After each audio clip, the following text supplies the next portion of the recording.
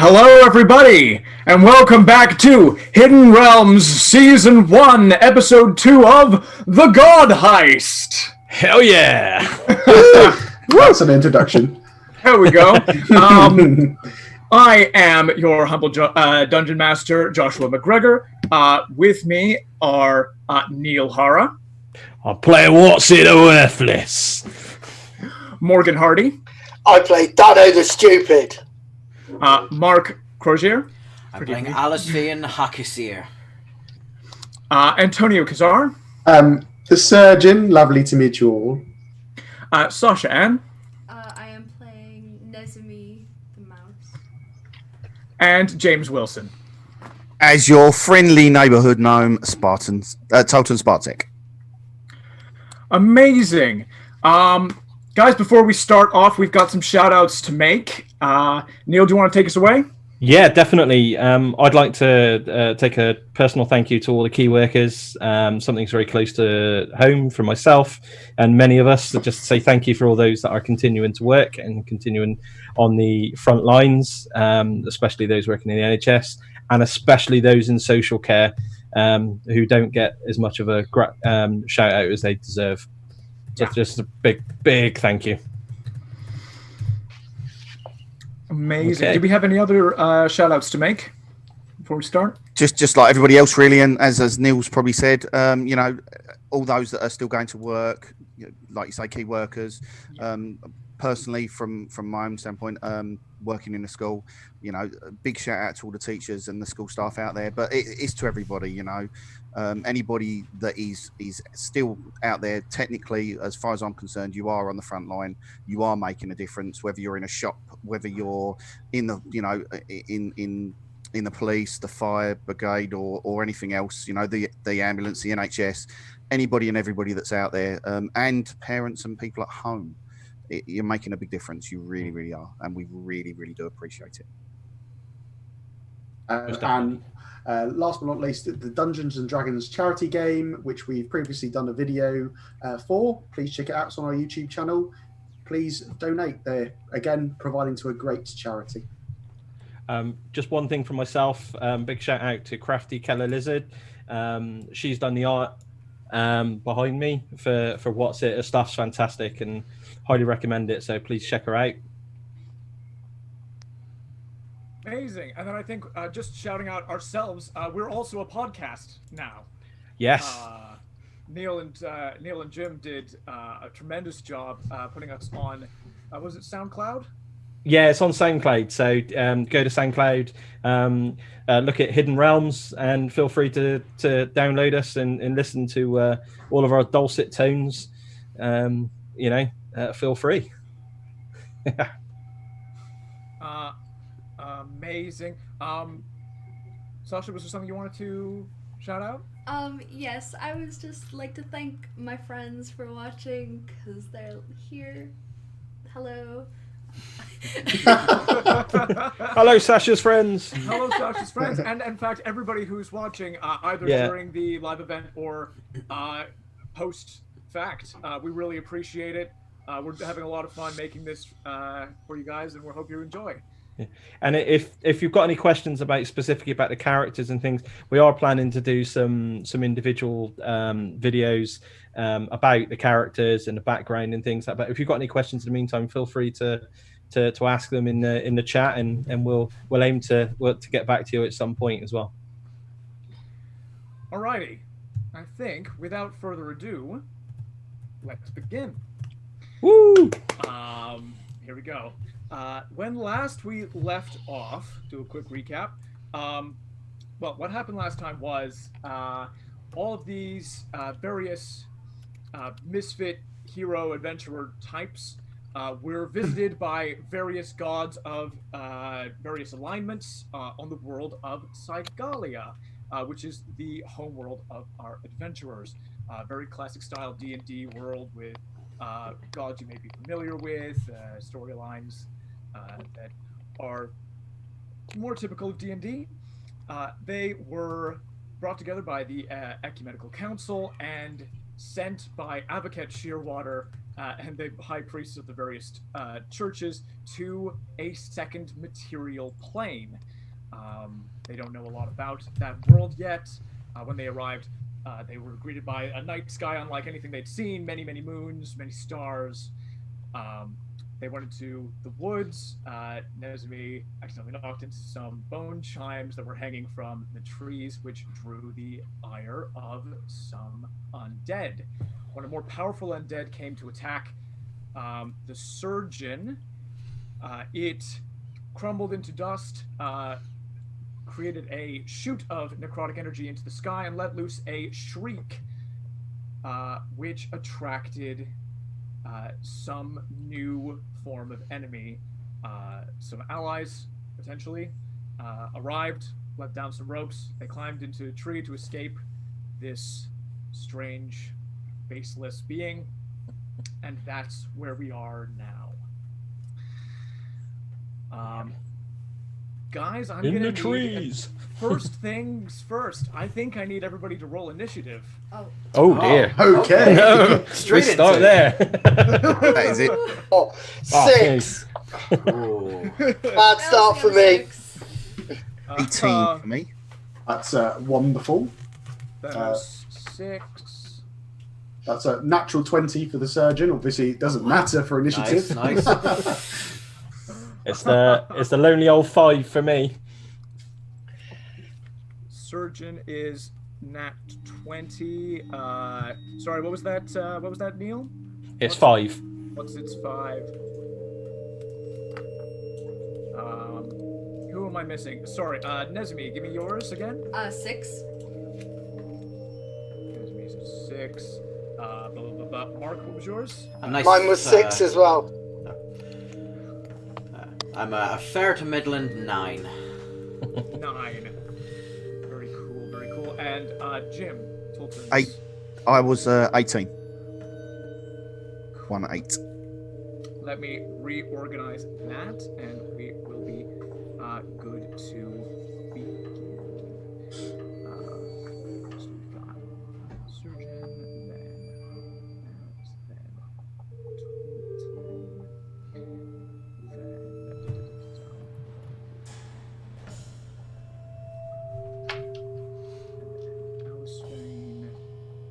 Sorry, guys. I know this is the boring part. That's all good. It doesn't sound good for us, considering he's No. having to count. No, it's concerning when there's that much math. There's that many of. The bit we worry the most is when he starts rolling the dice at the same time as counting. That's what Yeah. really worry. Was that how many D20s he needed to start with? Was it 15? Was it?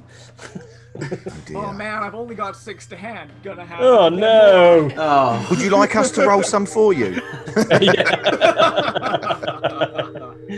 Oh look, it's a 1 and another 1. I own like 40 D6. We'll use them all. Oh, yes.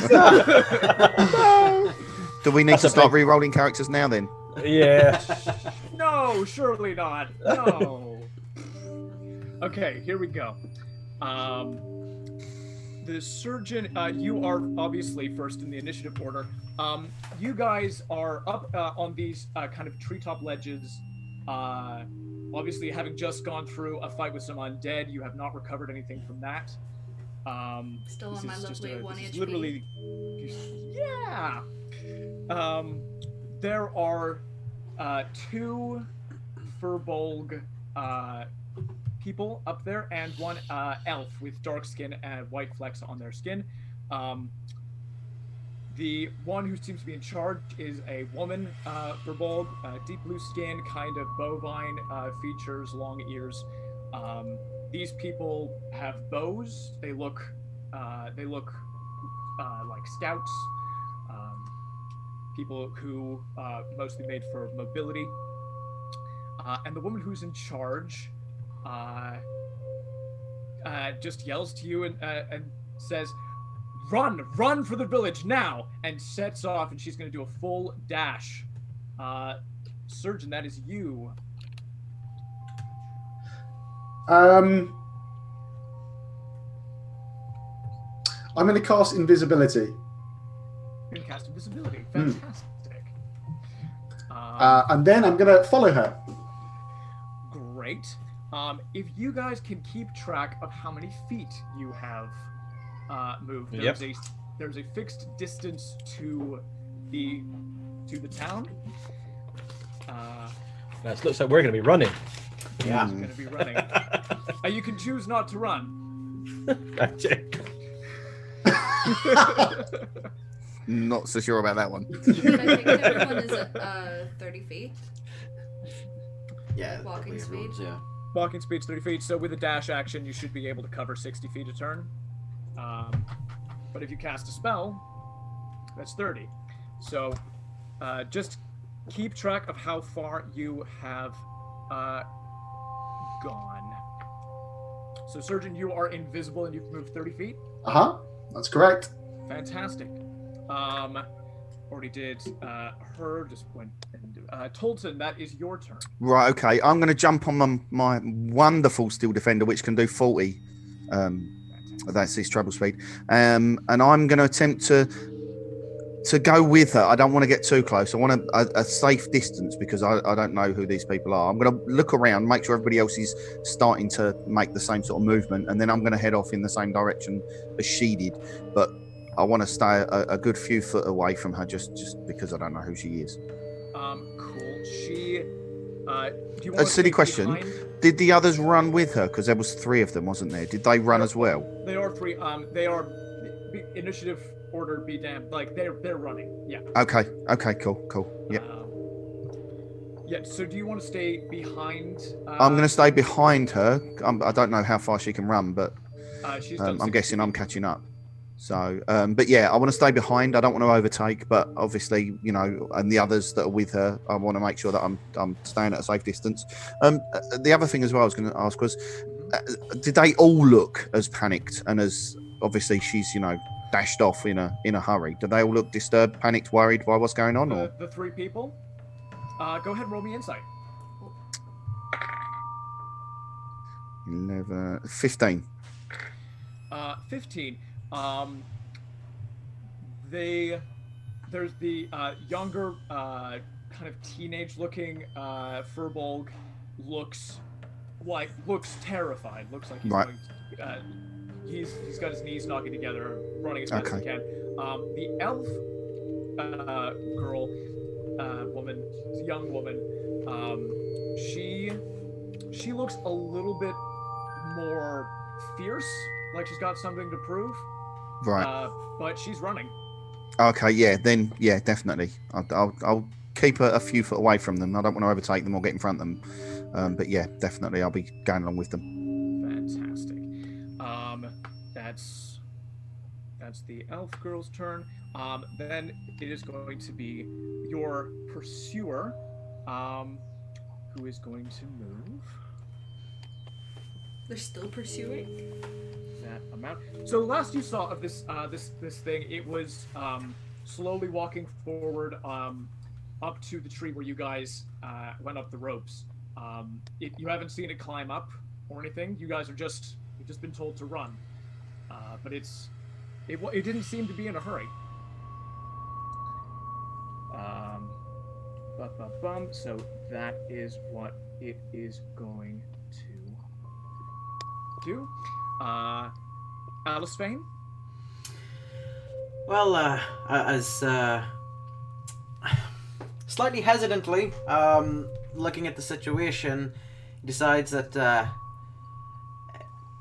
probably best to run. So he heads in the direction of the Furbolg that gave the order to run.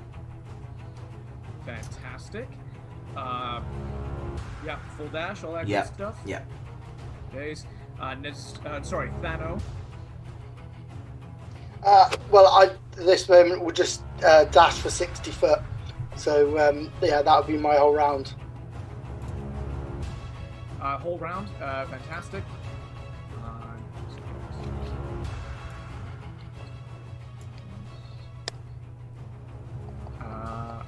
Cool. Nizumi, that is you. Since I'm a little slower than everyone, I'm gonna get down on all fours and dash, so then I'm the same speed. Oh, I see. Cool. Yep, you can absolutely do that. Great. What's it? Twice, because I knew before that Nazumi was really injured. I just didn't see where she went. So did I just see you move? Probably, yeah. Yeah. Okay. So yeah, I I think you probably your stealth would not be not carry over. I'll move 30 feet, and then I'll say, Nazumi, you're gonna fall over in a minute, and then I'm gonna cast a cure on her. And very cool. And I can find my D4s.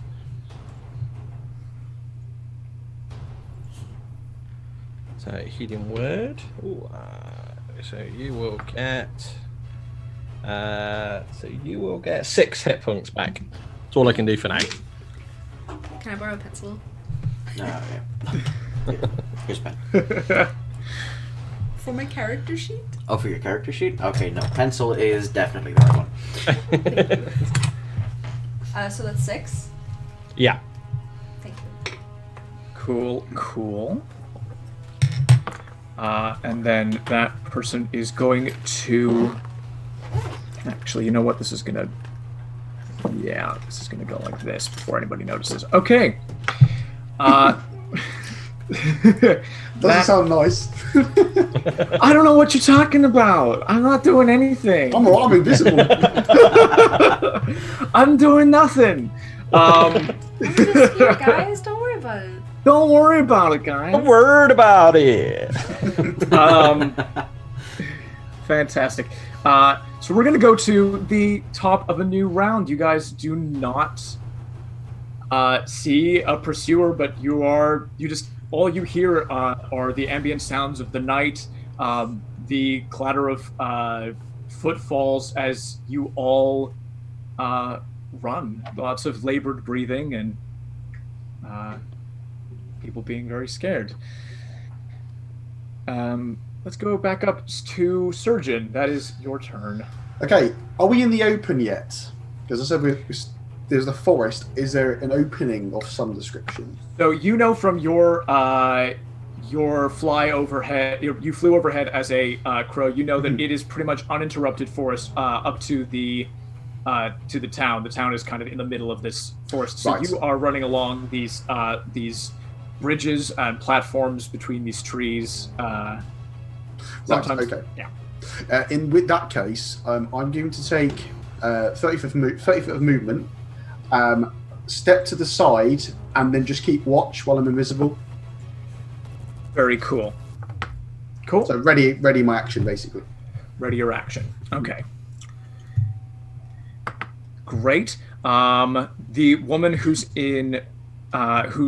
in front notices that a couple of people are behind.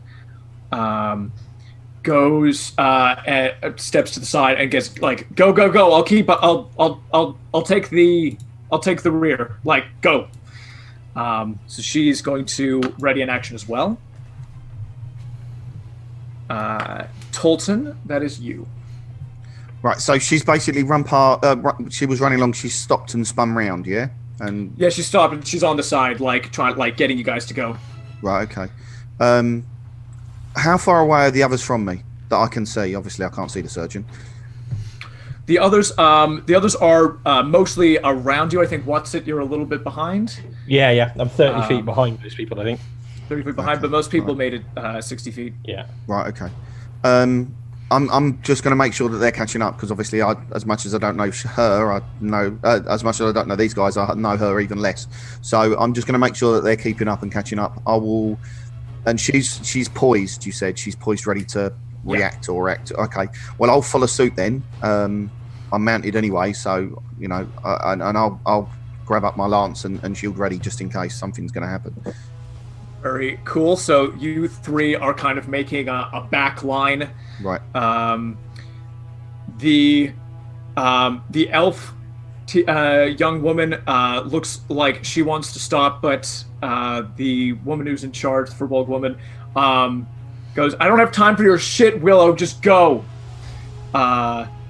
Willow looks a little bit annoyed at that, but kind of nods and continues to run. She's gonna do a full dash forward. Next up, we have the simulacrum. I'm going to make a straight check for this guy to see if he can get to you guys. No. So what you guys who make up the back line see is this thing is going to use half of its movement to get up the tree, and then it is going to use the other half of its movement to go forward.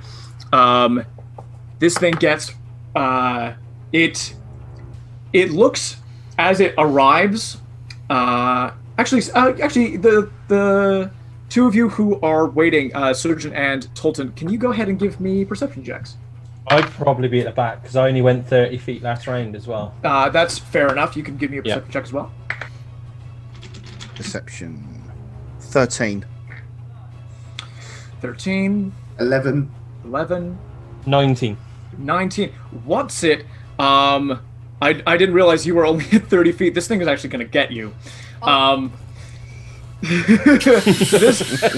You see this thing coming at you. As it kind of crests and like gets on top of these walkways, you see its foot kind of morphose and change back to a stump. It looked like, for a second, it looked like it had clawed feet. It is going to fully make it to you, and it is going to swing one of its arms down at you. Straight attack roll. Does a 17 hit you? 17 does not hit. You managed to deflect the blow of this being. It is completely expressionless. It does not show any emotion of any kind. It just hits on one of the frying pans that make up part of my armor on my shoulder.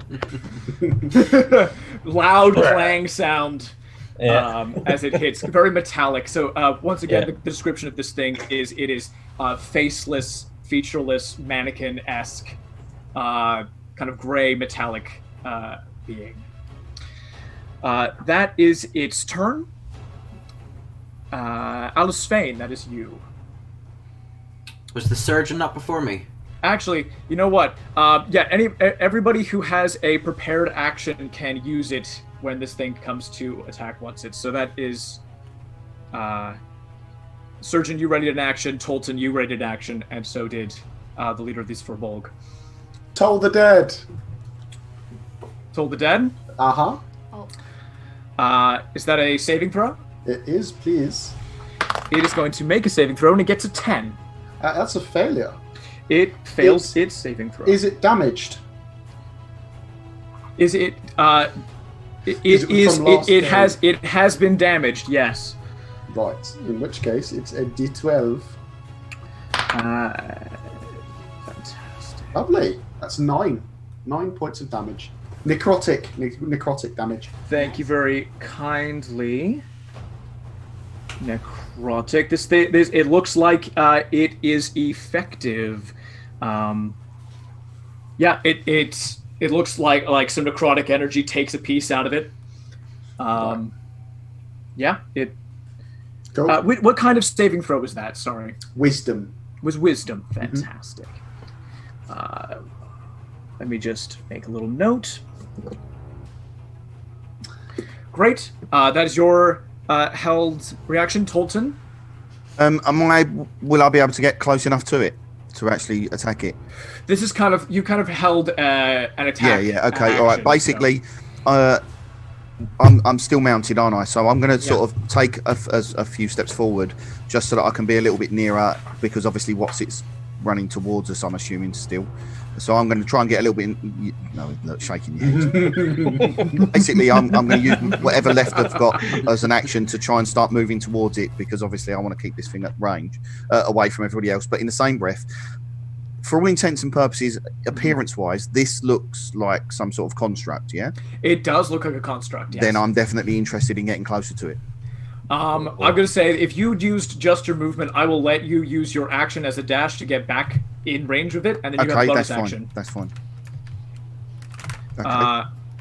Fantastic. So I've got a bonus action then. You do have a bonus action. Then I'm going to use my bonus action to have my steel defender take a bite out of it. Go ahead and make the roll.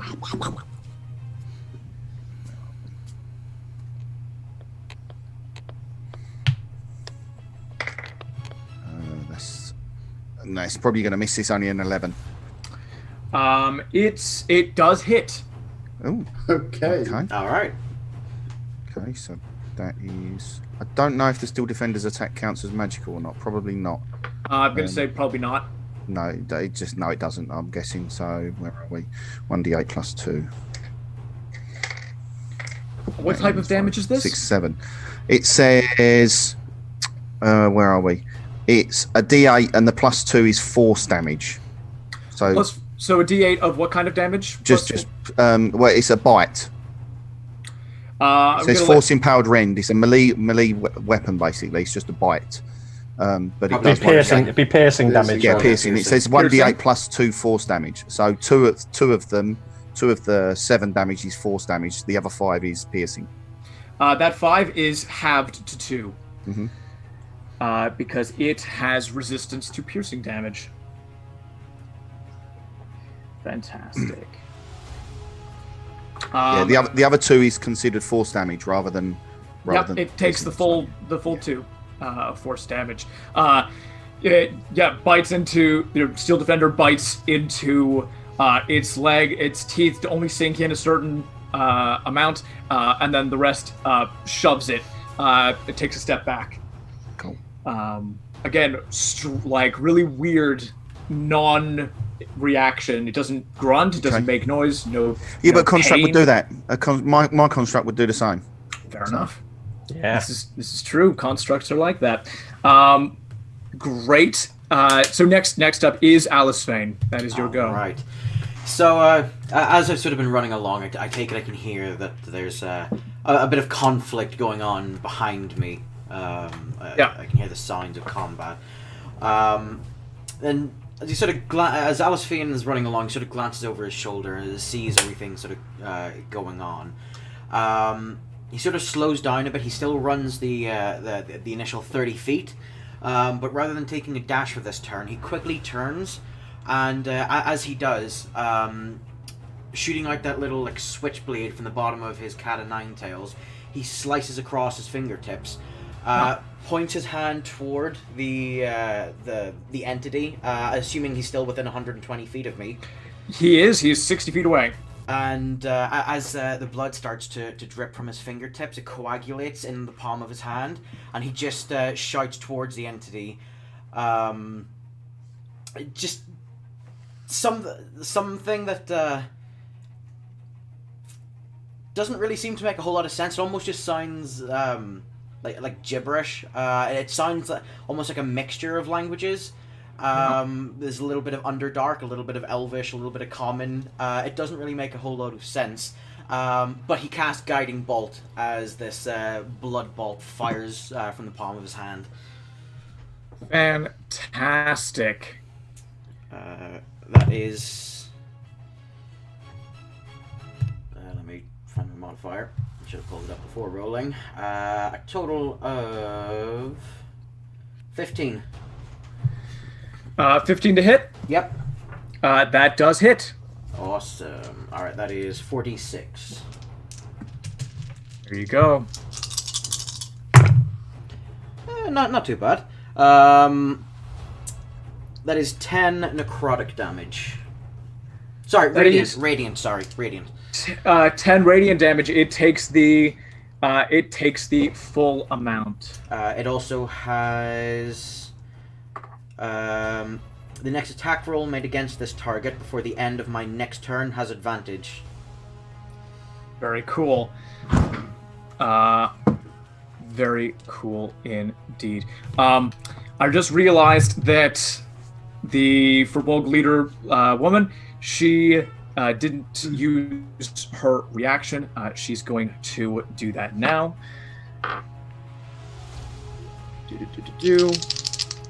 Going to notch. Oh, geez. She notches 2 arrows at the same time. Goes ahead and takes the shots. This simulacrum is on a plank that is suspended between. It's blah blah blah. It's on one of these suspension bridges, and she manages to shoot the plank underneath it, smashes that, and it falls straight down. Ah, nice. And then she's going to say to all of you, that hasn't bought us a lot of time. Stop attacking it and run. Yeah, you guys. Thano, that is your turn. Okay, I'm going to stop, look around, see it's not there, and dash back to him and grab him and start pulling him along with me. Fantastic. So you go backwards. I'm going to say if you want to lend half of your dash to the 2 of you can move like 15 feet back when you make it back to him. Excellent. Good pull, man. So you guys are now both at 45 feet.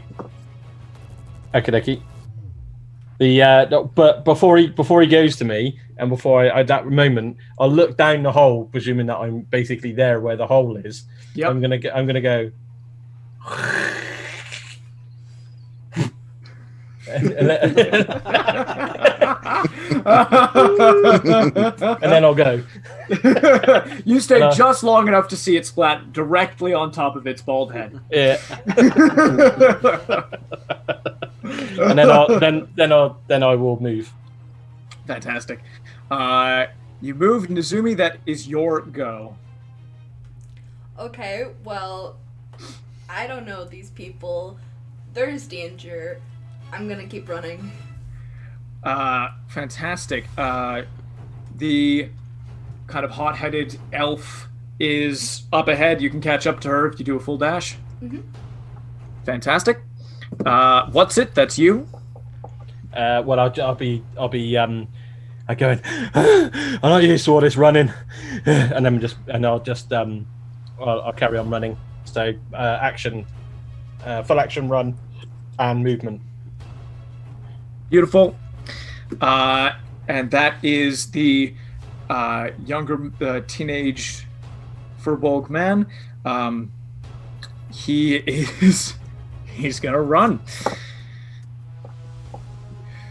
Great. We're back up to the top of the initiative order, Surgeon. That is you. I'm gonna run now. That'd be a good idea. I've seen too much. So full dash action, keep going. Great. Good. Woman is going to run, keep up with you. She's just done that absolutely insane arrow shot. Nice. She's gone all Robin Hood. Yeah, you definitely get a kind of sharpshooter vibe from. I thought that there was a slow-mo shot. Absolutely. Hunger Games. Yeah.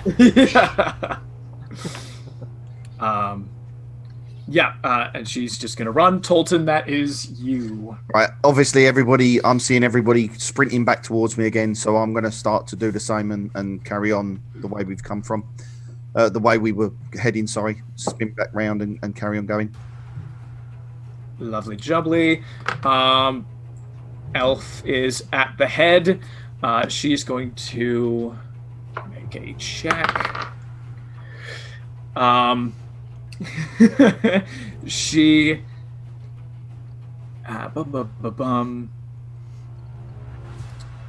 she's going to take out her bow, notch an arrow, and shoot. What can I do? Anybody wants to can make me an Arcana check. Arcana is not Natural 20. Natural 20. Yeah, no, see. 25 in total, but natural 20, yeah. Why is it when, I can't do them when I really need to? It's always the way of it. 22. But 22. She took out an arrow, leaned over the side of one of these platforms, shot backwards a little bit. You know that she used druidic magic on her shot. On a nat 20, I'm gonna say you recognize straight up entangle spell. Excellent. Okay. Uh, Spells. um, If it's not Get gods, over- it's spells. What's wrong with these people? Get over it, man. Science. Science is the way forward. Car. Or you new wave. give me. I'm making a little check. There we go. Nope, that thing. Fantastic. You guys keep going. I'm gonna do this. I'm gonna skip a little bit ahead. If anybody has anything besides running that they want to do this round, let me know. I am going to actually cast a cantrip, just because I'm going to cast guidance on myself. Cool. So, it's probably worth it. That is all good. This guy's going to. My God. ooh. No, that's good for you guys. Oh, okay. Rolled a natural. Rolled a natural 3. Must have been the spit, Must have been. Yeah. Slipping, mate. It must be slipping on some. obviously. He's lost his footing. He's not got It's a balance. Yeah. The utter opposite of WD-40 on this.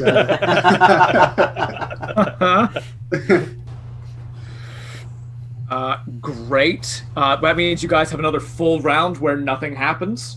It's another 60 feet. Another 60 feet. I've got.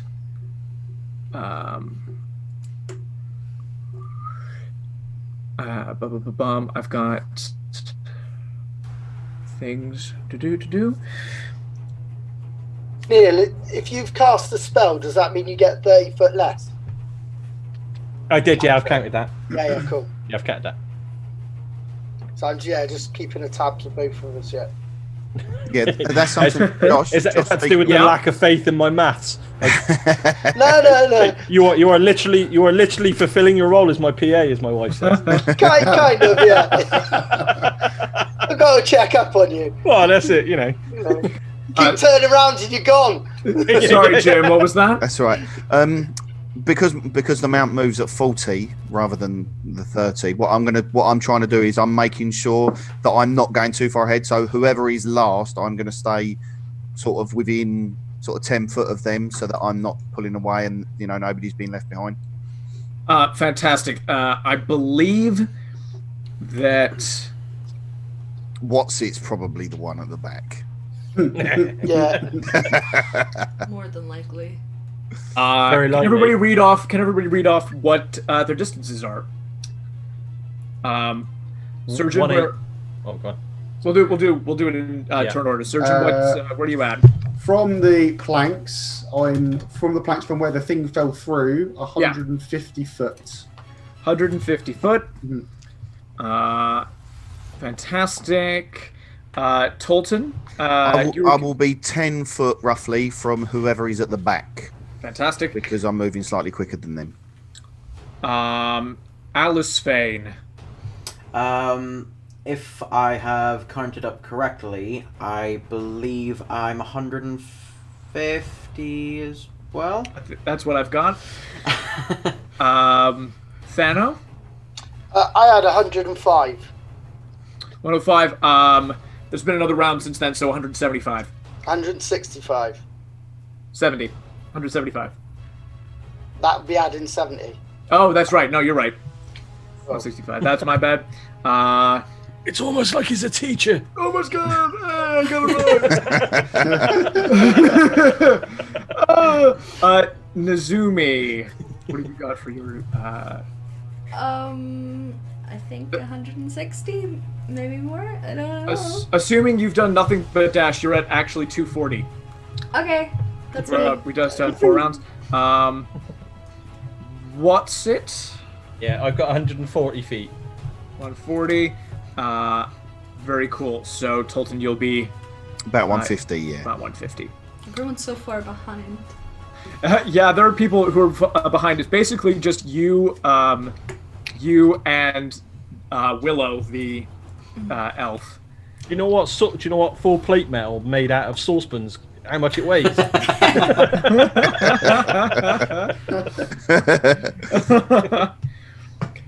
Moment of truth. This round is going to try to escape the entanglement again, and it's going to succeed. Oh. See, told ya. Magic. Don't last. And it's going to I'll make show you its not lasting. At least magic doesn't need to be oiled up every other week. Yeah. Shit, you. I don't have to cut myself, you know. I don't have to cut myself to make my things work. Oh, the trauma! Oh. Bring in the trauma!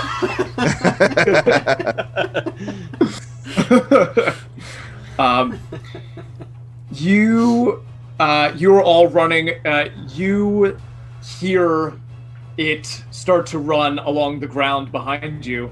As you pass another of these trees, it climbs up. It is moving much faster now than it was before. You can see the same kind of strange effect as it climbs up over the edge. Kind of claws on its feet retract into the normal stubs. Cool. So it is about 30 feet behind the stragglers, or 40 feet rather, or 30 feet behind Watson rather. Great. We're gonna move into.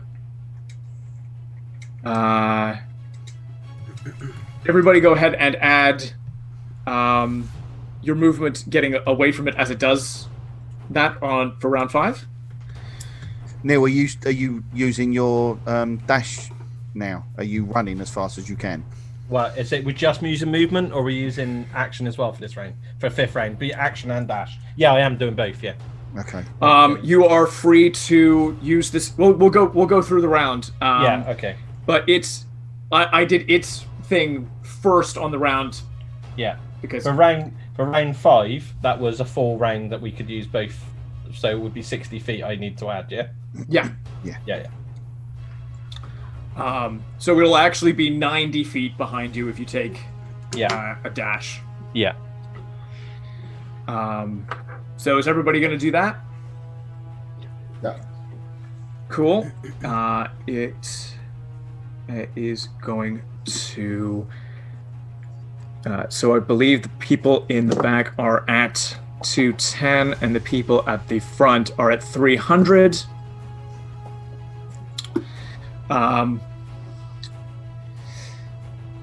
Great. Everybody, we're going to go to the top of round 6 with Surgeon. You are a full 100 feet in front of this thing. Just to correct you, I'm on because I was at 140 feet. I'm actually at 200. Sorry, feet. 200. Yeah. Right. Yes, you're 10 feet behind everyone else. That's right. That's right. Yeah.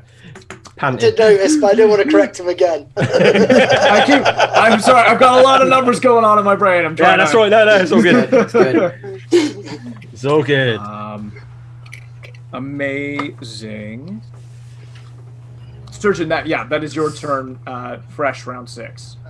How far away is the town from where we are currently?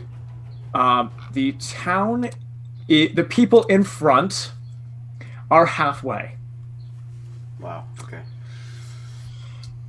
You are in the second half of this chase, ostensibly.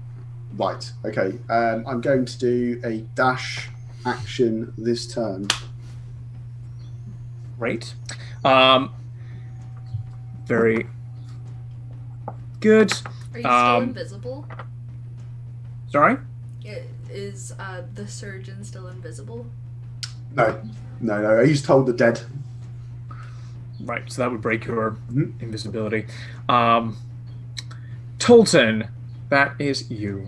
I'm going to continue to stay just 10 feet in front of what's it, basically. I don't want to get too far from the person at the back. Very cool.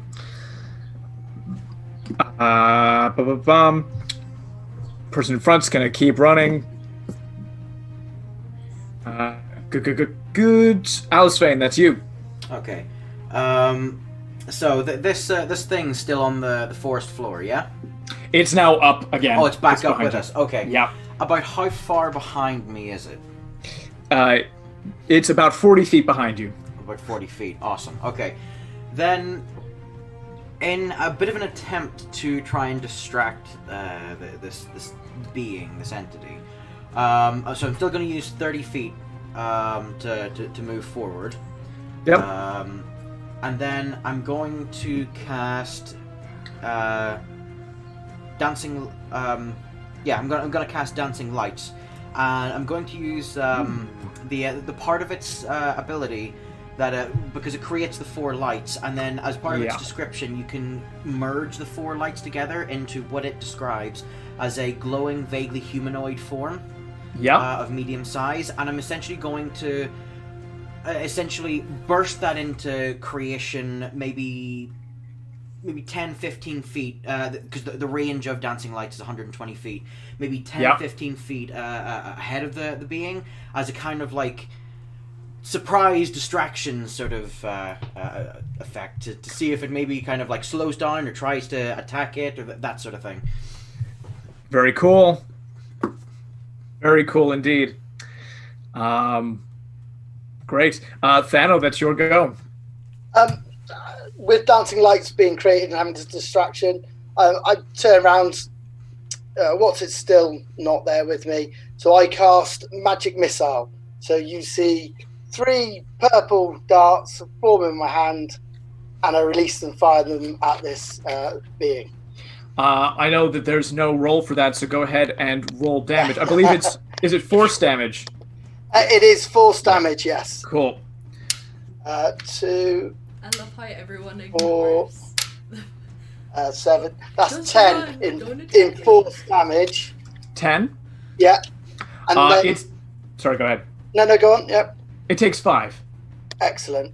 And then I will use my bonus action as a rogue to dash, which means I will now be in line at the back. Great. Great. This thing is going to go. It took a second, so it's a little bit further down initiative order than it was the first time around. It runs. It makes a swing at the dancing lights figure.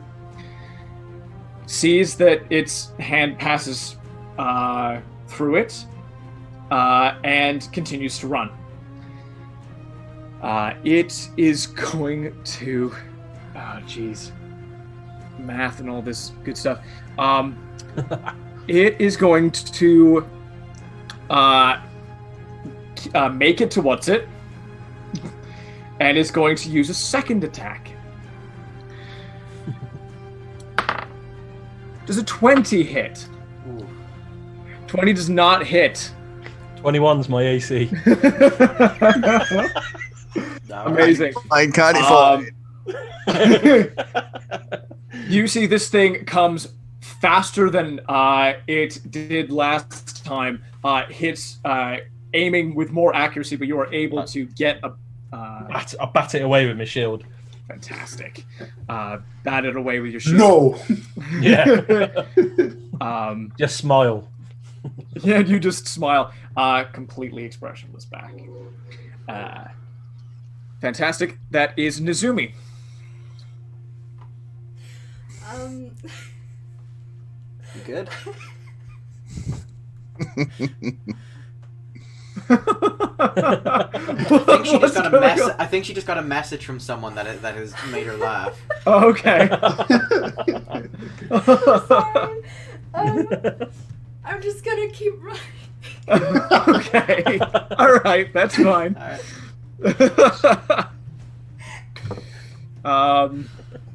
Fantastic. What's it? That is your turn. He's gonna crick his back like this because he's now engaged, and as he cricks his back, a green shimmer of light sort of appears all around him, and you use a bonus action to cast Shield of Faith, putting my AC to 23, and then just wink at the thing like that, and then I'll use my full action to disengage. Cool. And then ladies and gentlemen, please remember that Neil's armor is made of pots and pans. It is 23 armor class at level 3. Self-made out of pots and pans. No, in fact, actually, I will actually use my action to attack it. I don't think I'm going to do much damage to it, and then I'll just move 30 feet back, take an attack of opportunity on it, just because. What's it likes to challenge? Go ahead and make your attack. Would be 15. 15 hits. Go ahead and roll damage. So he's using the shield, and then he's using his spear, which is made out of knives and forks, of course. Yep. Glowing with the power of Grumsh. Glowing with the power of Grumsh. That makes it better. Yeah. And he will do 3 damage. What type of damage is this? That'll be piercing. Piercing? It does not take damage. Yeah, here you go. And once it goes, and I'll run backwards 30 feet, still facing you. It does not take an attack of opportunity on you. Oh, there you go. There you go. You go 30 feet. That puts me at 230. The woman. Oh, that was just so I know for next round. Yeah. Am I still on one of these bridges, one of these rope bridges? And is it all one long rope bridge, or? So it's a series of bridges, and then going like around these trees. Yeah, these trees. Along, all right. Along branches. Okay. So yeah. I will. I have an idea for my next round. Very cool. Well, we are at the next round. We are round 7. Surgeon, that is you. Hey, guess what I'm going to do? What are you going to do? I'm going to dash. Yeah, man!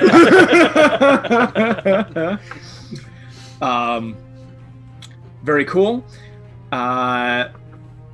There is the Verbolg woman. She is going to double back. She's going to grab Whatsit, put herself in front of this being. She's gonna have resistance. She's gonna take a couple shots. Do you want to? Okay, yeah. Make me a contested. Make me a contested. What I'm gonna make this. Grapple would it be? Or athletics? No, just athletics to see who could be in front. Yeah. Yeah. Okay. 19. You do beat her. She got 18. So, she tries to be in front of you. You're like, nah. She looks at you, raises an eyebrow, shrugs, takes out a couple arrows, and launches them at this thing. Doesn't do any damage. The arrows bounce harmlessly off of its head. I just go like just like that. I mean, you're going to die. Everybody dies sometimes. I don't want anyone to die today.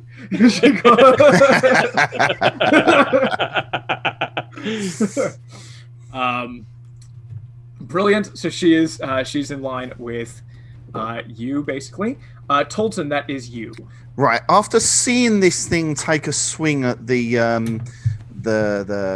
lights or the figure that obviously Mark had created, what I'm going to do is I'm going to grab out a little, being a tinkerer, magical tinkering, I make little bits and pieces all the time. It doesn't have any magical properties or anything like that per se. It's just like basically just a little wind-up toy that will walk along. It's nothing. It's only little. But what I'd done is I would have put in it using the magical tinkering. It has it projects an image.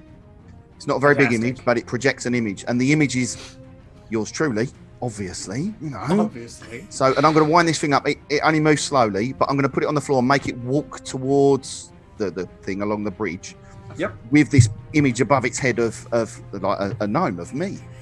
All right. And that's my main action. And with whatever's left, I'm going to obviously, looking at these two being silly, stupid, whatever.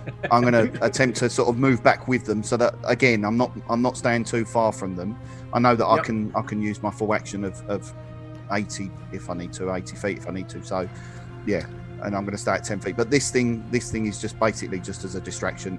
It doesn't make any noise or anything like that, but it does have an image of a gnome, sort of posing, going, look at me. Very, very cool indeed. Great. So you have put that into motion.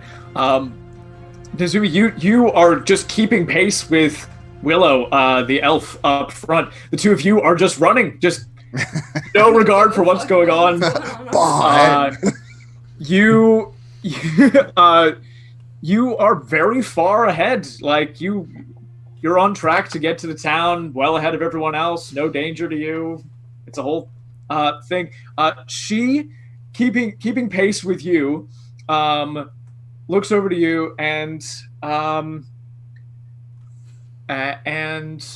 is going to cast Healing Word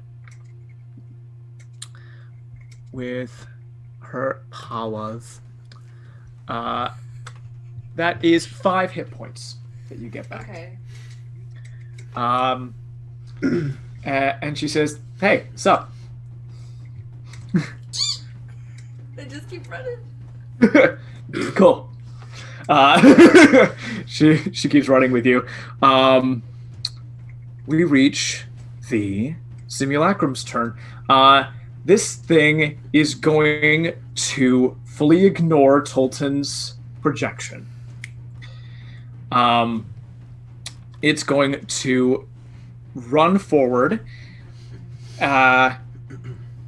and make 2 attacks on what's it.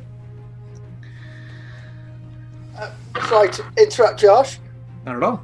What's it had his go before, and he's moved, so I'm at the back now. So you're at the back. Thanks, what's it? He's welcome. It goes around you. You are more than welcome to take an attack of opportunity on it, but it's going after what's it. Oh, yeah, I did. Because I've got it prepared, I will open my hand again. 3 purple darts appear, fire as it goes past me, hitting it in the back, boom, boom, boom. And I already rolled it because I knew that was going to be my move. It's 12. Nice. So 12. It takes 6 damage. And as it's gone past me, I'm going to stay where I am. It goes straight past you. Fantastic. It's going to tickle your pickle, honestly. Tickle your pickle. It is. This thing's going to make 2 attacks on you. Just a quick one. I just need to double check something. But how far away is what's it from me? I think you said 10 feet. I'm at 230 feet. So you'd Just be trying to 240? work it out with... If you haven't had your move, you might now be... Yeah, because he went after me, technically, didn't he? Yeah. So he would have caught up to me before I move off again, wouldn't he? So it's gone past me. He's either going to get you or go past you. Right. So he would be somewhere closer to me now, then, wouldn't he? Because I've used my action, and then I Or would he? I want to know if he would have caught up or gone past, or would I still be 10 feet the other side of him? I only did. Remember last round, I only did 30 feet, not 60 feet. So I don't know what you did last round. He did the same. So I think I was basically staying within sort of 5-10 feet of you, wasn't I? I just want to know if I'm within 5 feet. That was all. If I'm not, then did you move full movement last round? Me? No. Yeah. All right. Okay. No, he did a trick with the with the Cool. toy, which this thing is ignored. I just wanted to know whether I'd be in 5 feet or whether I'd be further away. That was all.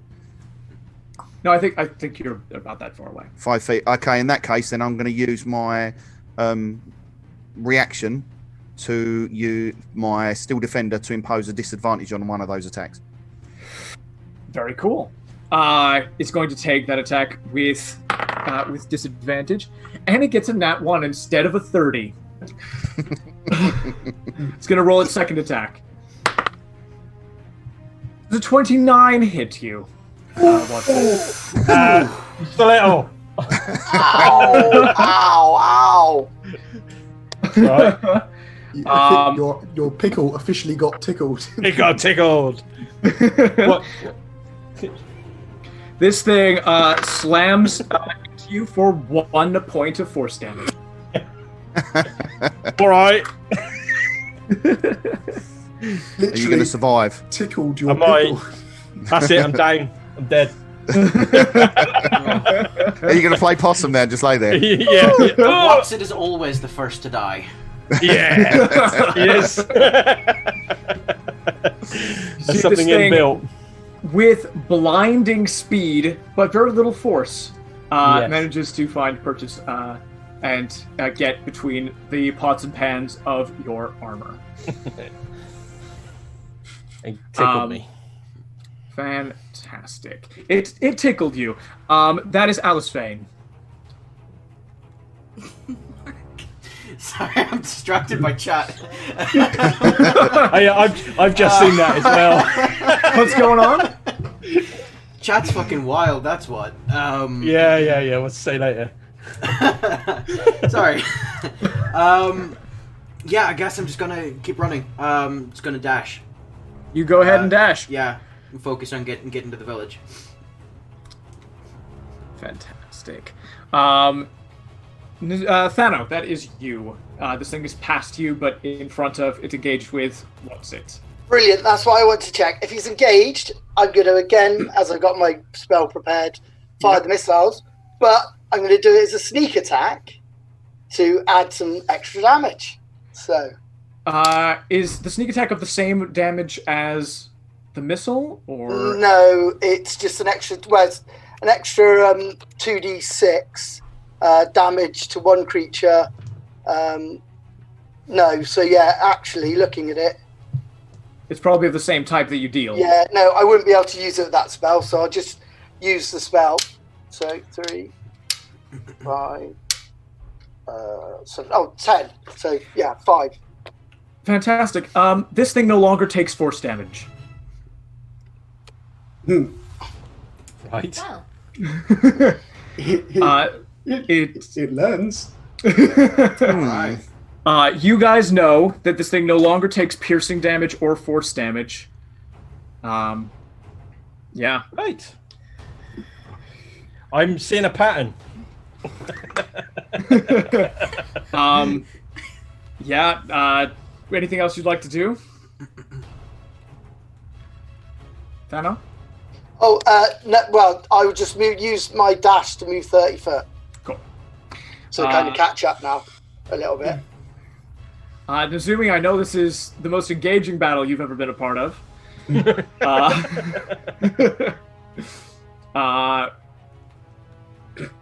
Same. Second verse, same as the first. Nazumi? oh, me? Yeah. Come on in. Hello. I'm just sitting here like, where's Also it going? distracted by chat. No, I'm here. I'm like, huh? Pardon me. Yes, it is your turn again. I would actually like to stop. Yep. I just turn around quickly, get out my short bow, and try shooting. Cool. I believe they're quite a distance away from you. Never mind, I continue running. You can okay. I'm not going back. You would have had to use probably a lot of your movement to get within short bow range. Going back. Okay, I But- turn around, I see how far they are, and I'm like, nope, and I keep running. Yeah, the state like the elf Willow, looks at you and is like, yeah, I mean we're gonna survive, and everyone else is dead. Rest in peace, everyone else. Rest in peace. The young teenage Furbolg manages to catch up in the moment you turn around. He's like,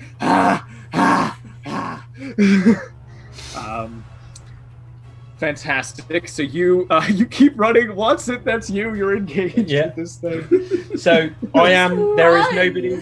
There is the thing, and everyone else is behind me. Yeah. I believe maybe Thano is. I'm still catching up. I think he's still catching up, but apart from that, everyone's behind you. I'm at 290. Oh, right, you're no, still ahead. You're still ahead of me, Ahead. so that's fine. So Okay. what I'm going to do is I'm assuming that we're still on a rope bridge, so where I'm the last, and I'm going to basically cut the connectors for the rope bridge on either side. If I can do that in the same round. You can. As soon as I'm able to actually move onto the tree stump, not on the rope. Yeah, you can absolutely do that. Just roll me a straight attack. It's not a Yeah, well, it was a natural 20. natural. Whoa, well, yeah, fantastic. Great. I am going to need you to make an opposed strength check. For Ozzy grabbing hold of me. He's going to try to grab hold of you. Oh no! 20, not natural. Yeah, no, you definitely beat him. You see this being reaches forward an arm. Yeah. It doesn't really have a hand, and the end splits into about 10 different tendrils and tries to find purchase on your armor, looking for a chain. Okay. But And you it- are, Yeah. yeah, you were able to Knock them off. bash it aside, take a step back, and No! watch as Yeah. the entire bridge, boom, falls out, and it goes whee. And I'll turn around and go, "I'm not always stupid." And then I'll do a. It then lands. Yeah, Then it I'll move hits. 30 feet. And then you move 30 feet. Brilliant. Well done. Good. That's him. He's keeping up. Blah, blah, blah. We are on to the next round. Surgeon, that is you. How far away am I from the town? What's your distance? I dashed another 2 actions, so I think I'm 30 foot behind Nazumi. If you are 30 foot behind Nazumi, give me one quick second. It's easier now to do math. We've gotten to that point. You are at 390 feet, so you are 210 feet away from the town. Okay, my eye's gonna roll to the back of my head, and I'm gonna cast Find Familiar, which is my last spell. Go up into the air and gun for the construct thing. Gun for the construct. It is now on the forest floor. Mhm. Sorry. What was your distance? I'm currently at 260. 260 versus 390, so that's 130 feet away. That's fine. I'll happily do it for next go.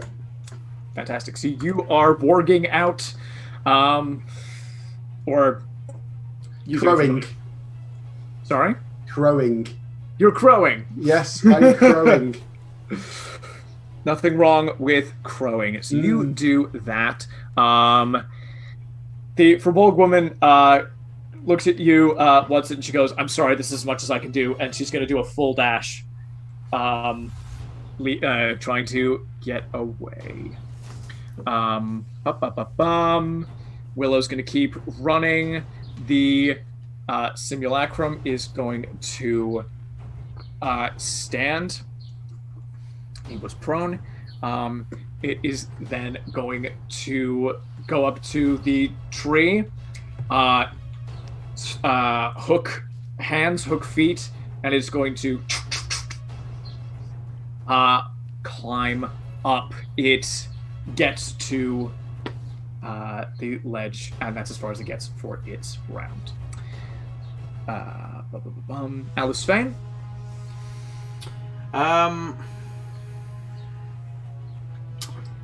Still with a degree of confliction, wanting to get involved, but having seen everything that's gone on, he doesn't feel too confident about being able to do too much just yet. He's just going to continue running. Fantastic. Anybody who wants to can make me an insight check as to how damaged this thing looks. Yeah, I'll do that. 23 That'd for probably be a me. little bit too far away. Ooh, that is Yeah, probably too far away. Natural 20. Natural 20. What are we rolling? Any bonuses with that or anything like that? Insight. Insight. Okay, sorry. It's all right. 17. With the natural 20, 23, 17, you look at this thing and you can't see the damage that's been done to it any longer. You know it has taken damage. With the nat 20, you know it has taken damage. This thing is nowhere near going down. In other words, lost no keep function. running. Right, just a curiosity thing. Yes. Obviously, knowing that Bessie, she can repair herself as well as anything that I do to her. Has this construct of some sort, has it used any of those sort of obvious signs of it repairing itself, or is it completely oblivious and just sort of carried on going and still noticed next to no damage? You've never seen a construct this sophisticated before. Your Steel Defender is a child's play. Yeah, in no, I get that. to what you're looking at. This is the equivalent of the Iron Man nanotech armor Right, versus okay. the original. Yeah, that's what I mean. That's what I'm looking at. Whether I've noticed anything obvious with regards to it repairing itself, or whether it's completely ignored the damage it's taken. It doesn't look like it has ignored the damage it's taken. You saw Right. when it was hit with necrotic damage and what have you. The pieces of it were affected, but what happens is this thing seems to have a fluid kind of form, Right, and okay. it just it moves Just keeps part going. of itself to maintain its shape, so you can no longer Right. see the damage on it. Okay, cool. Thank you. No worries.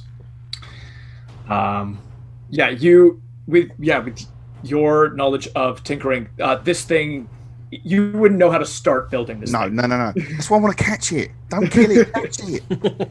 It's my new pet. The new pet. Mhm. Fantastic. We are going to go to... Who did we just do? Did we just do Alice Fane? I think it's Thanos next. I will just use this next action to do 60 dash. 60 dash. Fantastic. Nezumi? Yes. I think I'm just gonna keep running. Keep running. My fault for designing a chase that is long, and the correct answer is to be boring and not do anything.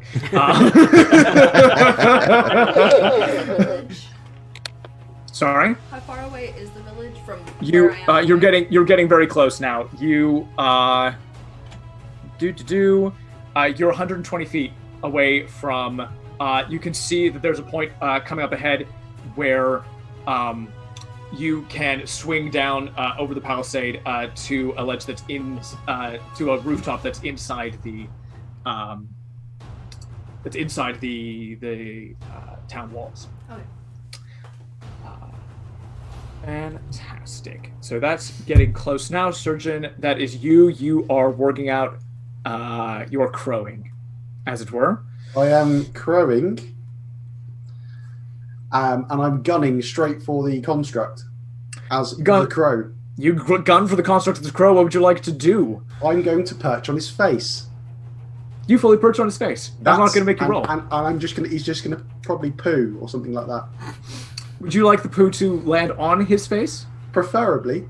Yeah, that happens. That fully happens. Yeah, the surgeon kind of back in his body, just like little grin on his face. As the bird, you can see well up close 2 globs of spittle on top of its head as well. Okay, I'm gonna just stay where I am for the moment and just continue to perch on his face. You perch on his face, so you have taken a dump as a bird on his head, and you are perched on his face. I sure am. There you go. Verbolg, leader lady's gonna run. Tolton, that is your turn. Okay, so everybody else is basically just backing off now, aren't we? The thing's down on the floor again, isn't it? It has managed to climb back up again, but it's not engaged with anybody yet. It's a little bit ways behind. All right. I'm going to continue to backtrack, but I'm doing my best to make sure that I am, obviously not leaving anybody behind. So 5 to 10 feet from whoever is at the back, just in case. Wonderful. Willow's going to take another full movement. Getting very close now, 60 feet away.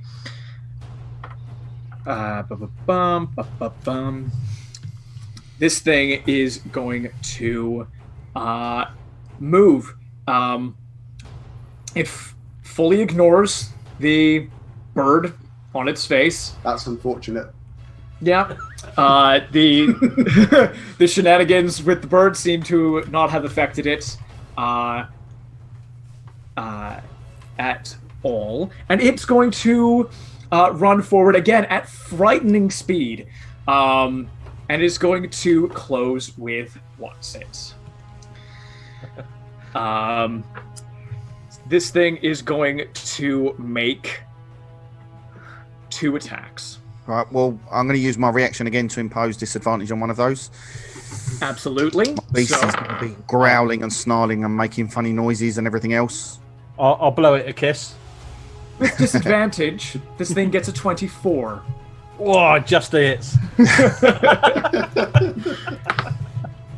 and it gets another 24, so that's 2 hits. The first hit. Oops. Shit. Forgive me. There's disadvantage on one. First hit is not much. It's just going to be 3 damage. Second hit. Oh, that's a lot more dice. Second hit is going to be 8 damage. So 11 damage in total. Yes. Yeah. Let's just hope no one dies. You're getting close to the end now. So you should, it looks good. Brilliant. So we are at that. Alspain. I suppose there's not much else for it at this point. Just gonna keep running. Run. Yeah. As fast as you can. Yeah. Brilliant. That's for later. Oh, lovely. Oh. Thano. Well, obviously I see what to get attacked, and I will. But I know that I can no longer use force damage on it, so I will use. I've got a crossbow that I borrowed off. the yeah, one Tolton, you're Yeah, it's a hand crossbow. off Tolton that I still had. Magical. It does count as a magical item plus one. It's 1d6 plus 3. 3. And what type of damage is it? It would be piercing. Piercing. Piercing. Although it's a magical bolt, it would be piercing. Piercing. I will try it, hopefully, to see whether I can get him. Oh, natural 1. Natural 1 misses.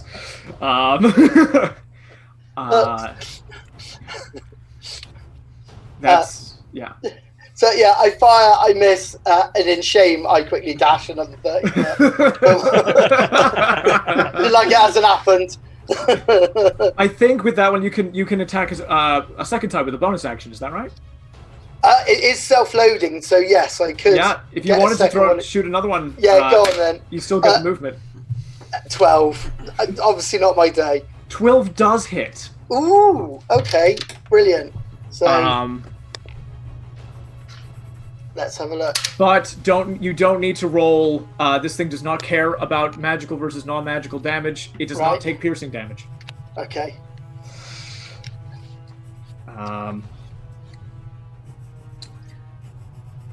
Yeah, this you shoot, one goes wide, shoot a second time. It catches this thing in the shoulder and tink, no longer does anything. But you still get the movement in, and that's information you didn't have before. So more information is good. Nezumi, getting close. Dashing, you are 60 feet away from the town. Yet so far. Brilliant. What's it? Yeah. He's gonna, attempt to look cool and not look faced like he's backing off, and just go, "What's that?" And then just run back 60 feet. He's going to take an attack of opportunity, but this thing does now take an attack of opportunity. Yep. And it gets a natural 20. Oh, beautiful. No way. 3, 4, 5, 6, 7, 8, 9, 10. That don't I sound like good. all that counting. Alrighty. Has anyone got Revivify? Listen to this sound, everybody. Listen to this sound. Don't worry. This is the DM having fun. No. This is No. what been in that chair. we're talking about. This is what's it. Yeah, Mark's been in the chair that killed What's It. Yeah, Yes, I've been there. I've killed him before. It has. Yeah. And it was even less stupid last time. At least last time he died saving someone else. This is true. Albeit the reason was attacking a city, so, Yeah. On his own. With its first hit, this thing does 48 points of damage. Right. Okay. What's that on? I drop to my feet. I go to my knees and let out a huge roar, and say, "Not today, not today." And he gets to his feet. He's using his half orc endurance, which takes him to 0, but he goes to 1 hit point. 1 hit point instead. Unfortunately, this thing does have a second attack.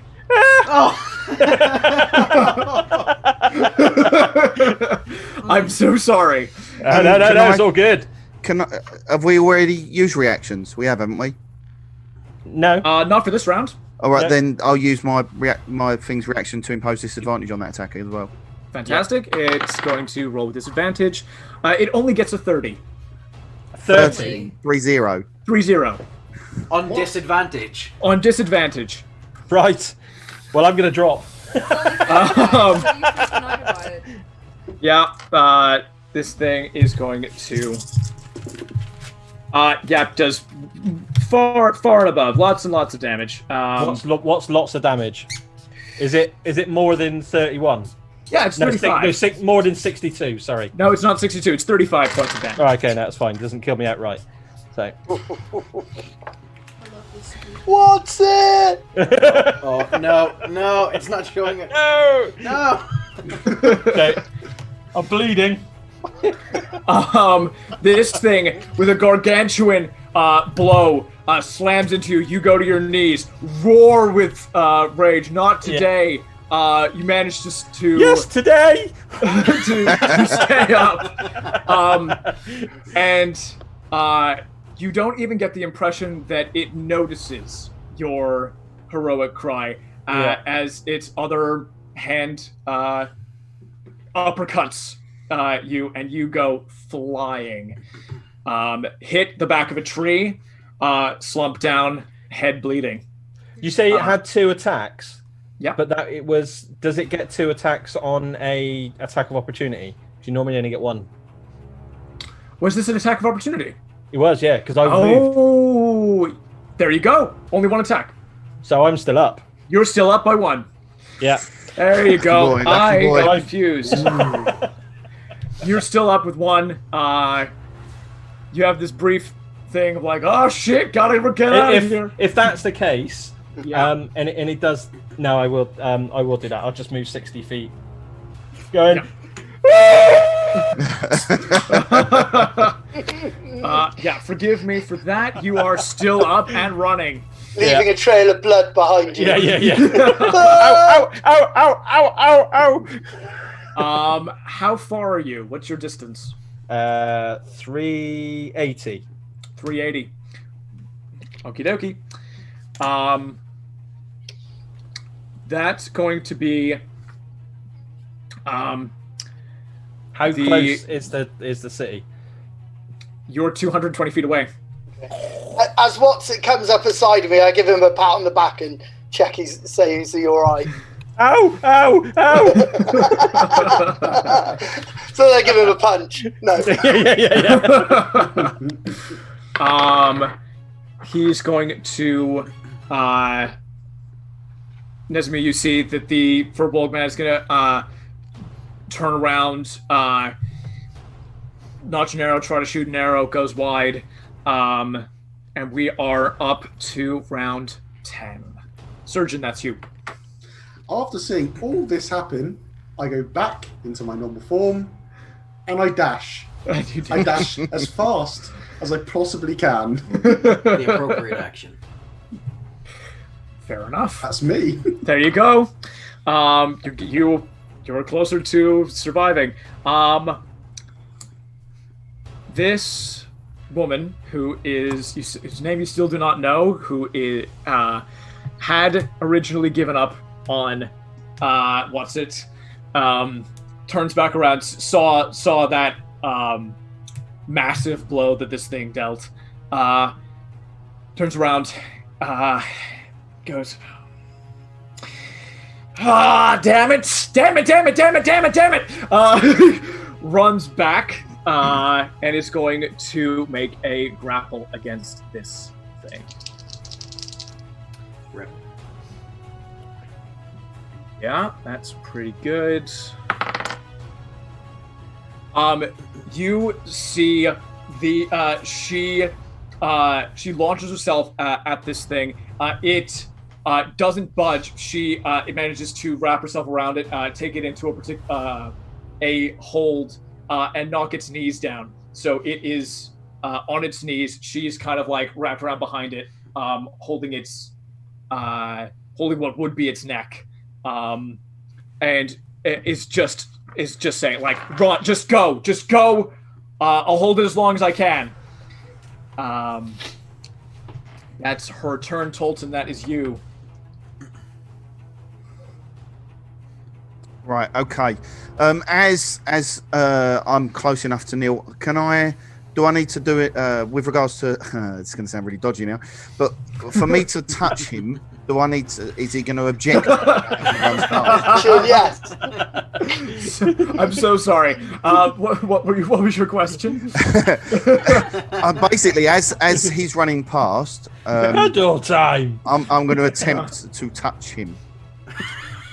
Cool. You go ahead. Right. I let him. Yeah, there you go. Everything's consensual. Have consent. It's all not much. consensual. It's not much, but I am going to use the first level spell of heroism on him, which basically it says a willing creature you touch is imbued with bravery. Until the spell ends, the creature is immune to being frightened and gains temporary hit points equal to your spellcasting ability modifier at the start of each of its turns. When the spell ends, the target loses any remaining temporary hit points from the spell. So basically, at the start of each of his, for the next, it is a concentration for up to a minute, but for the next minute, at the start of each of his turns, he will gain 3 temporary hit points. Fantastic. Muchas gracias, senor. De nada. And then the rest of whatever else I've got, bonus action wise, I'm going to use my Steel Defender's movement to just carry on moving away. Yep. Cool. Next up is Nezmi. You see Willow makes it to. There are a bunch of these ropes hanging on the last walkway. She grabs one, swings across the top of the palisade. Let's go. Boom! Lands on a rooftop and motions for you to come. She did the superhero landing. She does a 3-point landing. It's like that's well dodged. Oh yeah. Should I take the same? What I need to roll? The camera does a 180 around her as she lands. Yeah. Should I do an rat athletics attack. check or something? Sorry, Nezumi? Should I do an athletics check or something? I'm gonna say, for the sake of this, if you want to do a check, that's cool. The DC is very, very low, so it's all about style points. Okay. So if you want to make an acrobatics check, go ahead. Okie doke. And that's not too good. So, 11. 11. Not by any means a bad swing. Just next to this person who's done a 3-point landing like a superhero, it just looks very plain. Listen, I am a mouse. I can't look plain. I look cool no matter what. Yeah, obviously. She says to you, go run. You're going to want to go into a building that says the Moral Arms. That you'll be safe there. She's going to say that to you. This simulacrum is going to attempt to get out of this grapple. It stands and manages to move forward a third of its movement, but is not able to dislodge the woman on top of it. So it gets up and moves forward 30 feet. Sorry, did I say a quarter of its movement, rather? So it is a little ways behind. Alice Vane. If I've worked it all out at this point, we should be in the final stretch. So I'm just going to keep this train going and dash. Surprise, surprise. What is your distance, if I may ask? I'll be totally honest, I've lost track. But I do remember you saying that there was 60 feet remaining. And that was, 120 feet remaining, and that was 2 turns ago. Well, was that not for me? That might have been for you. I think that was for you, so I'm going to say you were 60 feet behind. Turn. Okay. You're, in next turn, you will be safe. Gotcha. Apologies. No, one of the 6 players is safe so far. We've got Nezumi is within the town borders. Elsfade is getting very close. Thano, that is you. Right, yeah, at the moment, I think all I can really do is dash and get closer, so I'll do another 60 foot. Fantastic. Nezumi, that you've gone, you did the thing. What's it that is you? Yeah. Well, I'll take the 3 hit points and I'll run 60 feet, going ow, ow, ow, ow, ow, ow. Brilliant. The kid's going to make another roll. Goodness. Nothing. So the kid is going to the teenage boy is going to run. Is going to run back and try to save the woman who's grappling the opponent, and he yells, "Karen, you're an idiot! Please stay alive! Please stay alive! I'm coming for you!" So he runs. Surgeon, that is your turn. How far away are you from the end of this madness? 150 foot. Very cool. So guess what I do? I dash. You dash. So that's me, I think. Great. You go. Woman's going to try to do a little trick. It's not going to work, but that's fine. She's still attached. Tolton. That's you. Jim, that's you. Sorry. So that right. Okay. So he's just run past, hasn't he? Everybody else is obviously miles and miles away from us now. And this thing's still chasing us. I'm gonna continue to run along next to what's it, just keeping him company more than anything else, making sure he ain't gonna fall over. We've got a proper bromance with the three of us. Yeah, that's it. Depending on your god. Where is your god now? What's it cuddle time? You finally get your cuddle. Where is your god now? Do you see? With regards to the heroism spell as well, the healing that you're getting, what you're finding is you're having. This is going to sound really weird now, but as I had cast that on you, you would have not cast it per se. You would have seen sort of like little tiny mechanical spiders appear, nanobots, basically, and they're running all like little ones running all over you, just trying to knit any wounds, give you bits and pieces, and keep you running. Is it temporary hit points or is it? It is temp. It is. Yeah, temp. that's right. Yes, yeah, that's what I thought. But yeah, basically, I'm going to stay within 5 feet of him to try and continue to pose disadvantage if it continues. They're making little kind of basically see-through plasters. Yeah, basically, yeah. One of a better expression, yeah. The thing is, after a little while, you see them, they're losing their, the stickiness. Yeah. The stickiness. It's lost the stickiness. I like my stickiness. So what you're saying is that you've touched him to give him stickiness. He has and little spiders. Gone sticky. Mechanical spider. Amazing. I'm sorry. It was right there. You're not sorry. No, I'm very pleased with myself. Goodness me. All right. Karen is doing very well keeping this thing back. It is struggling forward at a 30 feet around. But she's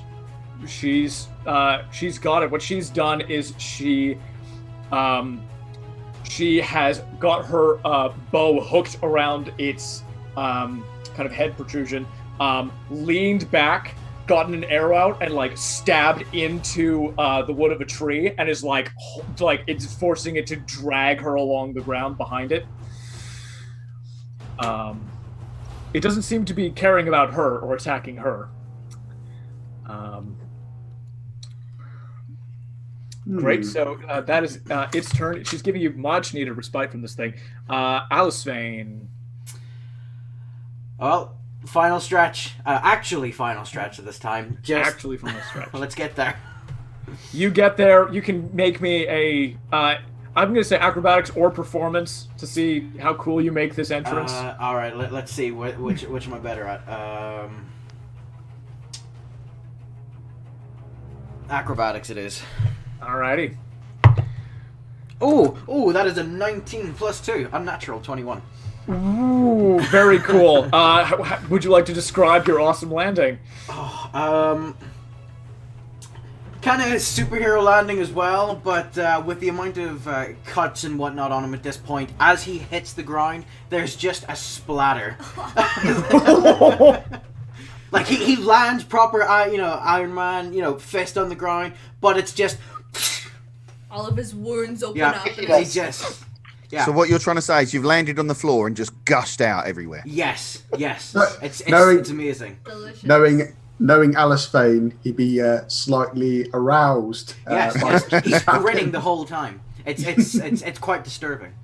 You're telling me. Willow, yeah, Nesmi is next to you. Kind of. It didn't go in your eye, did it? It didn't go in your eye, did it? Might want to get that checked out. There's a surgeon behind you. Willow looks at you do that and just like looks very impressed. Like, damn, that's badass. Awesome. You are safe. So for the sake of this, I'm going to say the people who are safe are no longer in combat. We will get to you when everybody's at the town. So Thano, that is you. Well, I'll be honest with you, I've lost track of how far I'm away now. Okay. But my reckonings, I've travelled 500 feet. 500? Cool. So if you... That's including this round. You got 2 rounds left. So that would be 620 then. Yeah, so at 600 is where you make it. Brilliant. So I need to do a acrobatics roll because that is my better one. You're not there yet. Okay. You're not quite there yet. You're We're all a bit behind. you're a couple rounds away. I'm going to say that you're in line with everyone else, so that's where Tolden and what's it are as well. So it's going to be a quick couple rounds now. I'm just going to what's it? You gonna do the same thing? Gonna be going, ow, ow, ow, ow, oh, ow, what? Hey, ow! That looks like magic! And then move 60 feet. I'm going to make another contest for the simulacrum. Well, that wasn't good for it. I got so close to killing you there, and now it is not. I'm currently at 500 feet. How close am I? You're 100 feet away. Oh, okay, yeah. Yeah. I thought it was 600 feet. Yeah, 600 feet. Jim and I are kind of by your side, making sure you're coming. Yeah, we're like, come on, keep going, Just keep going. spotting me, going. A bit like real life, then, basically. I'm just holding a panhandle and pulling you, Yeah. shaking you like popcorn. I need a nap. Don't sleep till bedtime.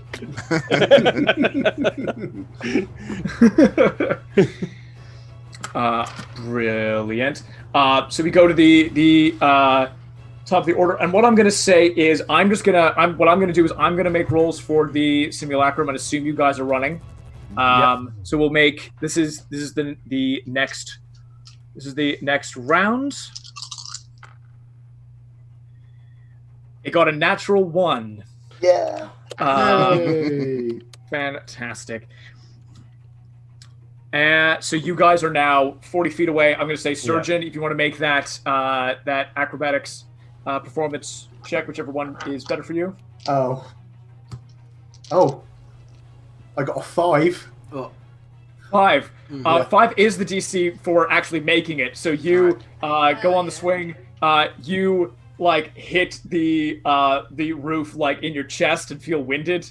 But you are hanging on, and the others help you up. You made it. That's me.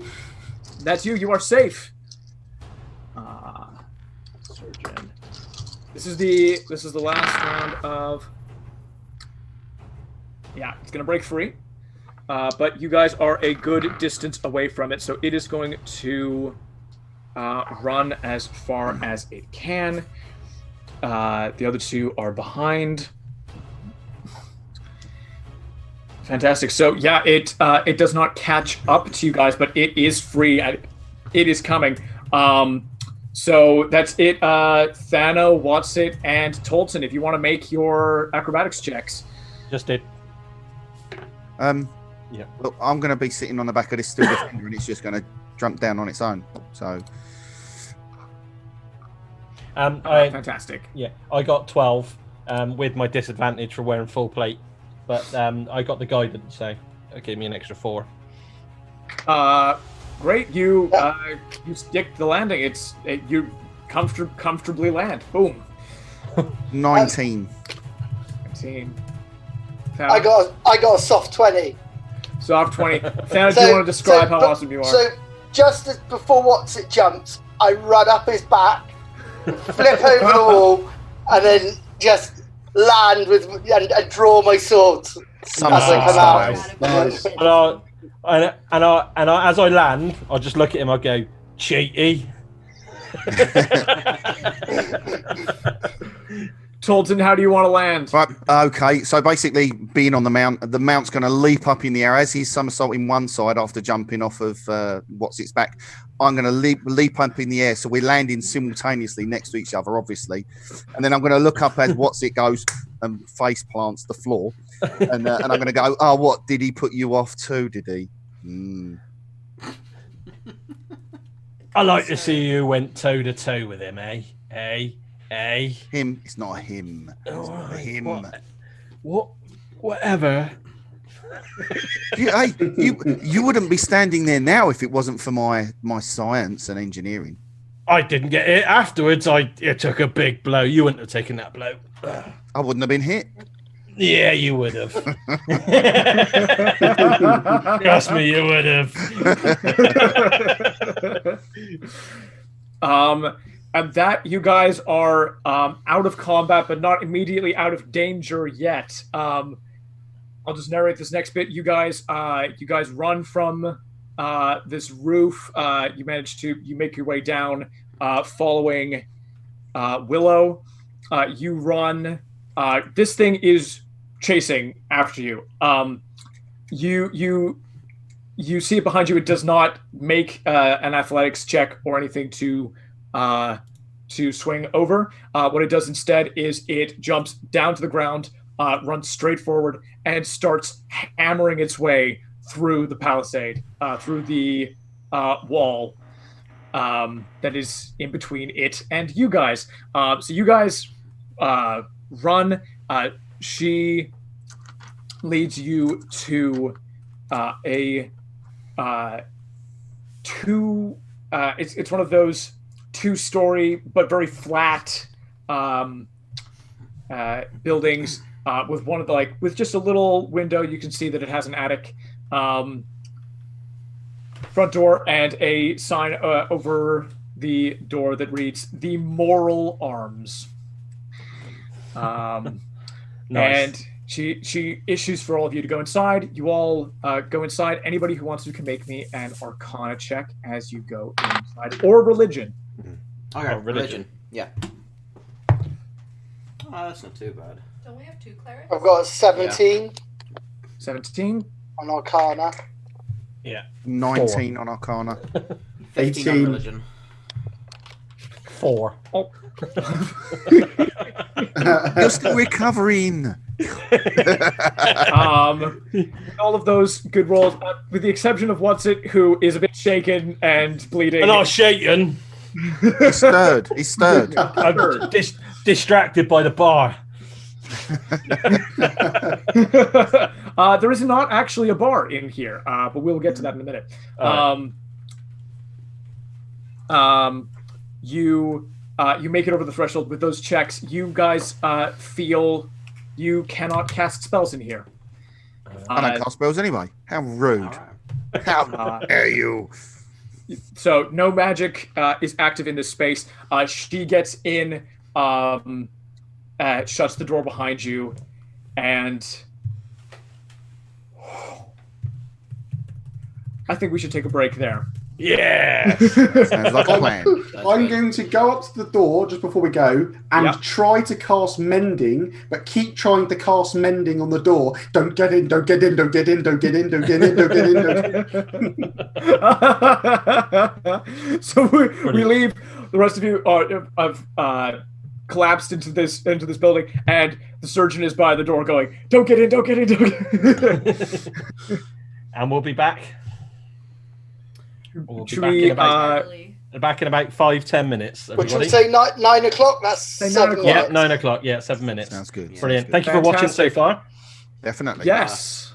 Before we switch over to all you in the chat that are going on about shoutouts. If you want a shoutout, like and share, and then DM me on Twitter. Most of you know my Twitter tag. If not, it's down in the description.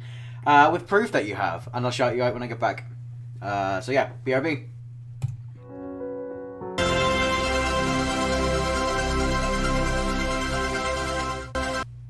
Mending. That's it. Stopped, you know.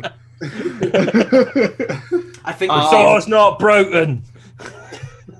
I look back at you and I look at your look how screwed up you are and go, shake my head, look back at the door, and keep mending. All right. Before we jump back in, a promise is a promise, and I'm a man of my word. I have to make 2 shout-outs. 2 people that shared and then messaged me to let me know that they shared. Mika and Apple. Thank you. And y'all are Thank you very much. Weird. So weird. But thank you. And I'd just like to give out a shout out to my daughters, Bethany, AJ, and Lyra, and in particular Jess, who I know has been sharing our site with a lot of people, and particularly hospices are close to her heart. So she was really impressed with the interview you did with the charity. Brilliant. Amazing. And a big shout out to my nephew, Alexander, and Daniel. They've both been watching. Yeah, I'm going to do the same if that's all right. Just a shout out. I've got a few around. friends watching, including my daughter that's currently finding this thing hilariously funny, watching it on the TV downstairs. Hello, Jess. Hi, Mum. Amazing. There's always one. Always one.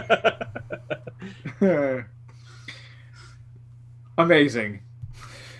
So, as we come back, you are all on the first floor of this building. It is one big space.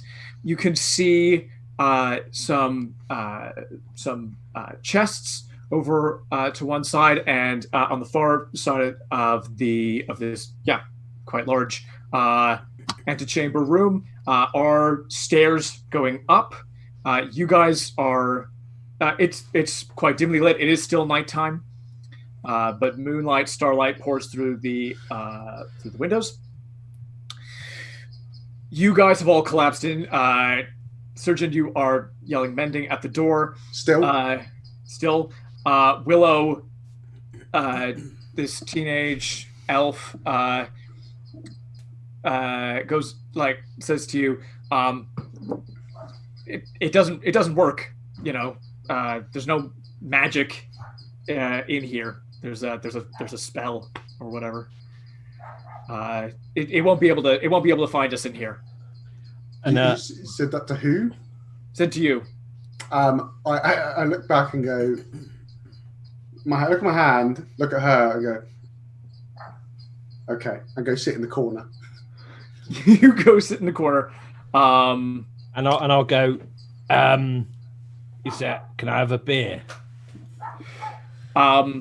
You are more than welcome to go to the tavern, which is called the Welcome Tankard, which is up the road. If you want to go outside, I'll just have some of my own then, and just get out my own and just have a drink. She goes, yeah, hey, I think I'm going to join you. She takes out her own hip flask and takes a swig. So, what is this place exactly then?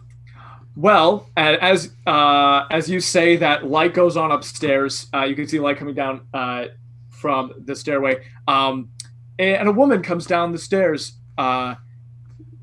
She goes, "What the bloody hell is going on down there at this hour at night?" There is quite a broad, stocky woman with plain clothes, kind of a night gown on, carrying a candle, stomps her way down the stairs. Middle-aged, kind of 50. She's got black hair with gray streaks in it, looking absolutely furious. Stomps her way down the stairs, looks at all of you, looks at Willow, and goes, "Okay, what? Who are these people now?" Can I look at Thano and go, she's kind of hot, isn't she? I likes an angry woman. I was going to say, you do like an angry woman.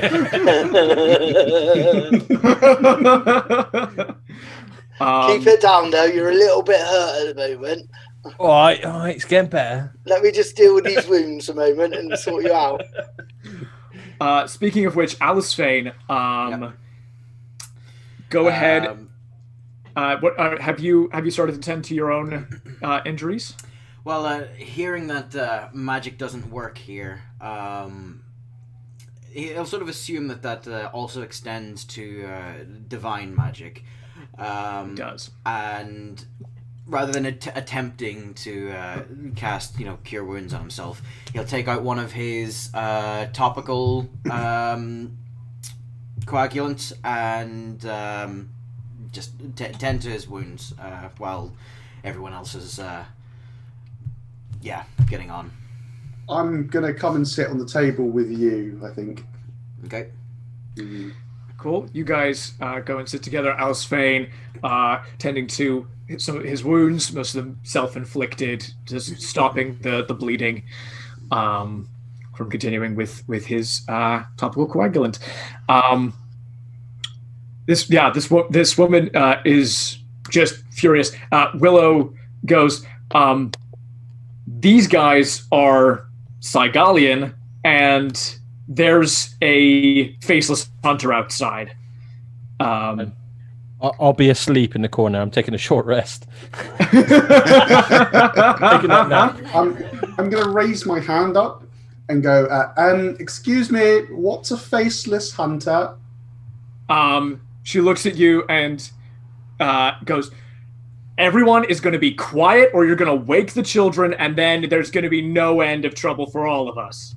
We've been through a bit of hell, so I understand you're upset, but at this moment in time... Shiver! I lift up my crow mask and do this. You lift up your crow mask. How obvious is it from your skin that you are a tiefling? I'm an albino tiefling. You're albino tiefling. Fantastic. So from the lower half of your jaw, it's not clear that you're tiefling. I would say it's very pale white, almost rocky and chalky. Cool. She's not going to associate that with demonology. Okay. I'm so glad I didn't take my mask off. That's my DM hint. Okay. That one's for free. Don't ask for any more. Free. I'll try to be more subtle going forward. She goes, of course, I understand that. Everybody, just keep your voices down, please. You must have had a terrible time if a faceless hunter came after you. Willow, where are Karen and Elbows? She says, they stay behind. Try to slow it down. They should catch up in a few minutes. She goes, okay, fine. All of you okay? You need anything? I can get you anything? Oh, my friend here's hurt, if you can help with this. The dribbling one in the corner over there. The dribbling one in the corner. Looks like he just needs a nap. He'll be fine. Thana,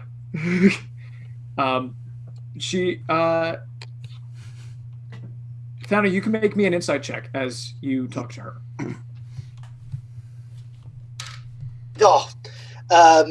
3. But it wasn't a nat 1, thankfully. She gives you a look that you do not understand. It's possible that she's interested, like that she thinks that what's it's hot. It's entirely possible. She says, okay, Willow, go upstairs, check on the kids, make sure they're okay, check on Caleb, Willow nods, starts to go upstairs. She says to the rest of you, "Alrighty, I'm up now. If you guys want to rest, I've got some spare beds in the back room. You guys can stay here for the night. Obviously, you can't go outside." Where did it come from? What is it? It looks like a construct. Yeah. Who made it? Who's making them? Well, first off, it's very nice to meet you all, I suppose, under the circumstances. My name's Sophia Armstrong, and I run this orphanage. And then I'm a bit heartfelt. And then I was like, gives you a little nod. I literally lit out a He little. loves orphanages too much. Yeah, you were in the orphanage called the Moral Arms. She talks to you, Tolton. She says those are we call them faceless hunters. They're also called vacuous simulacra. There aren't that many of them that we know about, but they're hunters for the orthodoxy. They hunt down divine magic and take out divine casters. That would explain why it was so interested in him, then. Is he a... Jesus Christ. How many of you are divine casters? Not me. Not you? The snoring one in the corner over there. Yeah. Looks like he took the worst of it. Honestly, you should just be glad that you made it out of there alive. I can only assume from what happened in the room before we came here, in the room before we stepped through the portal, that that you would be as well. And I'm obviously going to point at you, Mark. Alessian just sort of looks back at you and just, you assume an awful lot. Wow. We have to learn from practice and working, don't we? Looks like blood magic to me. Well, before we stepped through the portal, if I'm not mistaken, both of these two were going on about gods and powers and deities. So, if I'm wrong, by all means, point it out. I no idea. Word of advice, guys. There's a lot of catching up you need to do. I can help you a lot with that. Don't talk about deities here. Don't cast divine magic. Don't mention that you, as much as you can, don't mention that you worship. Age-old question, why?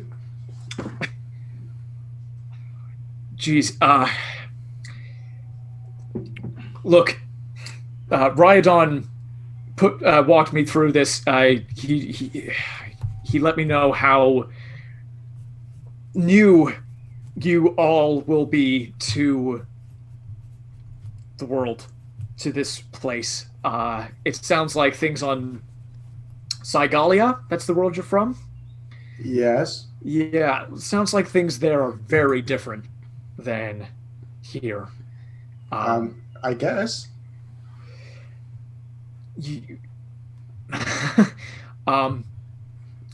Tell you what, why don't we all get some sleep? I had a hell of a time putting the little ones down. And in the morning, I will catch you up as best I can on everything. Okay. I realize this is got to be hard for you guys. I mean, you guys must have been through hell just now. I'm just forgive me. It's a full-time job here. Look. By this point, Alessian will sort of have finished applying the coagulant. He'll pull the top half of his coat back up and button it up, and he'll turn to her and just say, "So what exactly will happen if one was to call upon divine magic?"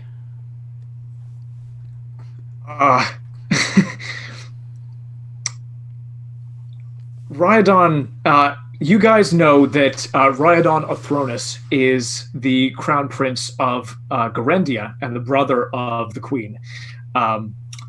He was the champion of Pelor, and he was one of the champions that came with Pelor on his ambassador mission 10 days earlier. She says, Rhydon said that at first he could still cast magic, but after what happened with Pelor, with his god, he lost his power. He lost his ability to cast divine magic. I don't really know about these things. My understanding from before the Sundering War was people got boons and blessings from the gods, and that gave them powers. But it seemed those individuals kept their powers after the gods were imprisoned. It looks like it's different for you guys. I have so many questions, but we'll wait till the morning. Look, I'm gonna. What I'll do is I'll get you some bedding set up. If Willow wants to fill you in on some of the details, I can give you the rest in the morning and fill you in on. I assume you look. I'll tell you everything I know. Go to bed. I'm gonna pass out. She turns and stomps up. And her and Willow just very quickly go into a back room, get out some mattresses, throw some mattresses down, some bedding for you guys, just in this very open space on the ground floor. And she goes back upstairs. Willow is still down here. She goes to the door. She opens the door. She pokes her head outside, looks around, kind of goes, okay, closes it again. Just to reiterate to all you guys, don't go outside. Just it's bad. It's safe in here. You don't want to go outside. And as she says that, the door opens again. Karen and the young man who was referred to as Elbows comes. They both come inside, looking a little bit worse for wear, but not too bad. And she fills them in and says, Sophia's gone back to bed. And these guys are just gonna sleep. Karen looks at all of you and goes, okay. Right. I could probably use a rest myself. Look, I'm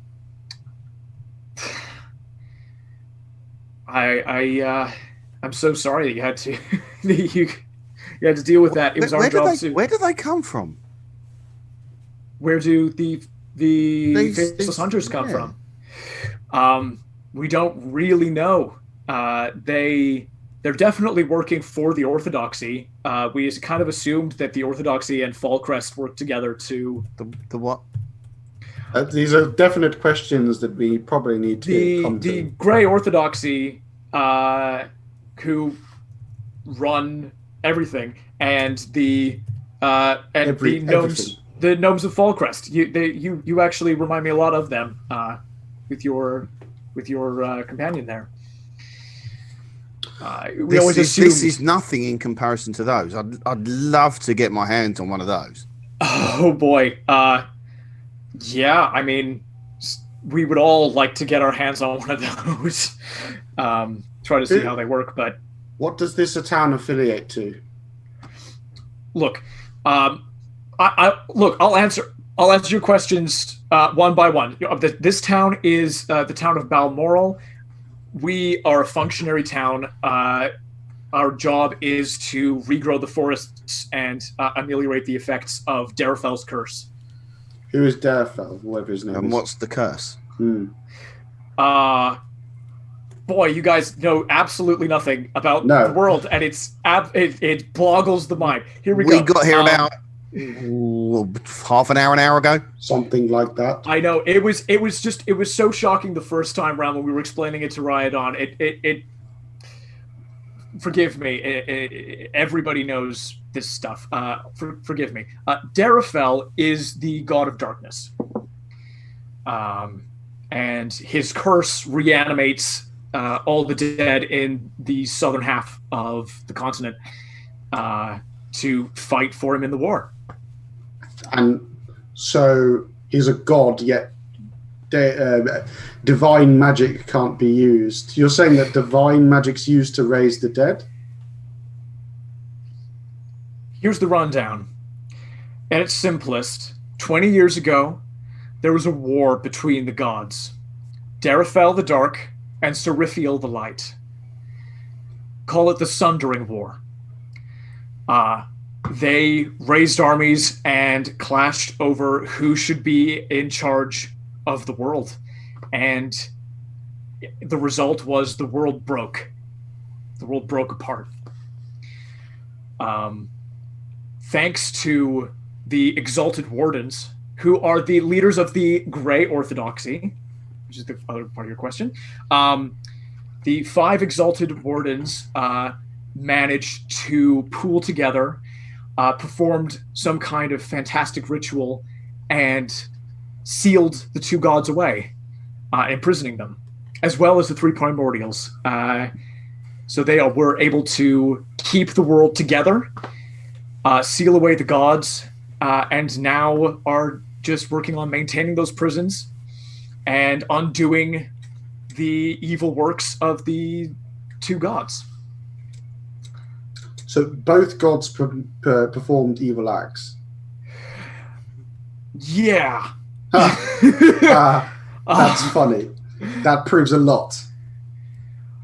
Yeah, they call Seriphiel the Light. That had nothing to do with morality. That was to do with manifestation of magical ability.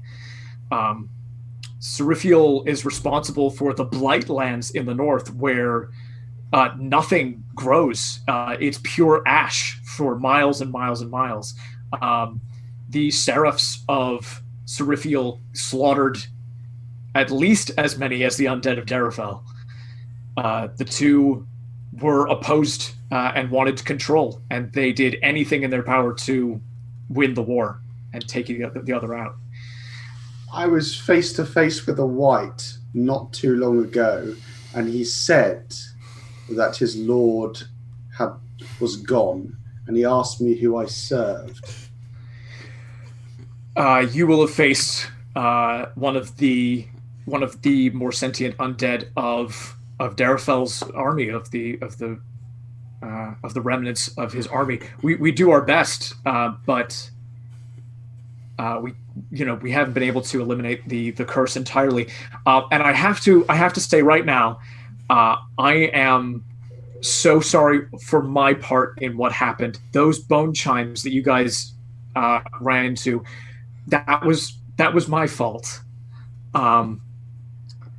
Those were used as traps and signals, alarm signals during the war for Darafel's troops. I repurposed them to try to keep out some of the wildlife that's been displaced by the recent invasion. That makes sense. That answers a lot. I will have more, but for the moment, I think probably a good idea. We should leave it. Alrighty. Yeah. I'm just glad that everybody made it okay.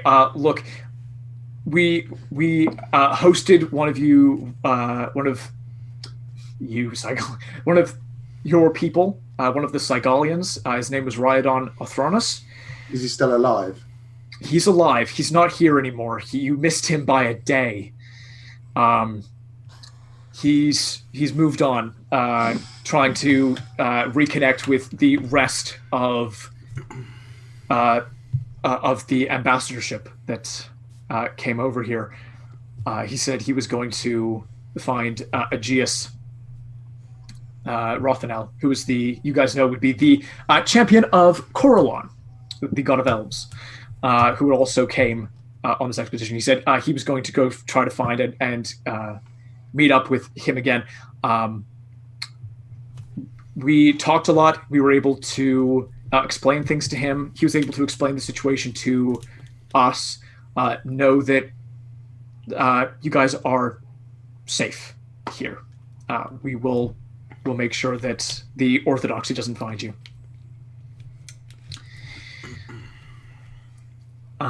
Anybody else want to bring anything up or do anything else before? Is that the only thing that these faceless hunters? Is that the only thing that they use? Is that the only thing that you've got apart from the undead that we saw earlier?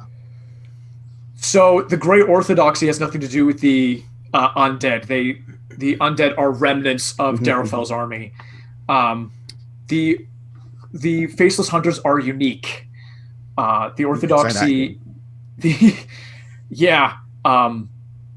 we only can speculate. We assume that some kind of collaboration between the Orthodoxy and the gnomes of Fallcrest managed to create them, but they are few in number. Their numbers don't seem to be increasing. And there are no more automata that are used by the Orthodoxy. It's just them. I'm sorry, I must have missed something. But obviously in here, there's no magics, whether it be divine or arcane. There's no magics that work. No. But something like that is not really a magical item, is it? It's not from a god. It's not from a spell. We assume that it's a mixture of machinery and magic. There's definitely something magic about those things. Okay. The thing about this place is that it can't see you while you're in here. If you guys aren't exuding any magic, then it has no way of tracking you down. So currently, it is. And Willow goes, maybe not a good idea to say that, Karen. Karen goes, oh yeah, probably a good idea. It can't see you while you're in here, so you'll be all right. Okay. But they are unique. Yeah. Have you been able to kill any of them? Have you knocked one down? One? Mm-hmm. No, not like we don't. We haven't had a reason to fight them until you guys showed up. So you've never fought one ever? Not until Rhydon showed up. No. There's no point there with the Orthodoxy. But so if you were out there now, it wouldn't attack you then? I'm not a spellcaster, so it can't see me. It's got no reason to hunt me. It seemed to me that Rhydon said it was different with Cygalians, though. You guys all reek of divine magic. Well, it kind of ignored me, even though I suppose they would consider it magic. I can consider it science and engineering. But when I used my tools and I made a tiny construct which projected an image, although, like I say, they would consider it magical. I don't see it. It completely ignored it. Yeah, their hunting patterns are. I've only actually seen them hunt a couple of times. These things are single-minded. They go after the person they consider to be the most dangerous first. Don't tell him that. And don't tell him that. And work their way down. And the way that Rhydon explained it was, even though you may be a scientist and a tinkerer, and you may be casting arcane magics, all people from Cygalia are on this thing's radar. It can see you all. Maybe because All the time. to this place. Except when you're in here, we had a countermeasure that would allow Rhydon to move around without being seen. We'll be able to hook you up in tomorrow when we get a shipment in. So this is some sort of like dare I say it, anti magic, anti deity sphere over this. We have an anti-magic field around this house. Okay. Interesting. It became necessary to put it up. Yeah. It's interesting. Further investigation, I think, needs to be had. You say that to Karen? Yeah. Further investigation about what? Why this was constructed? What's its purpose other than from what we already know? Who created these things? I know you're iffy and affy about the true construct of it. These kind of things need to be asked and answered, and what part they play in this big claw from the two gods and primals that you don't go on about. I don't see what else there is really to get into. They work for the Orthodoxy, hunting down any divine magic that they come across. This one would have been summoned because of the death rattle. The White decided that you all were too strong for it to defeat, and decided to use itself as a beacon, which originally in the war would have called higher demons to its side, but demons. Yeah, Darafel had demons in his armies. He had all kinds of nightmare beings, beings of darkness, undead. The Sundering War was bad.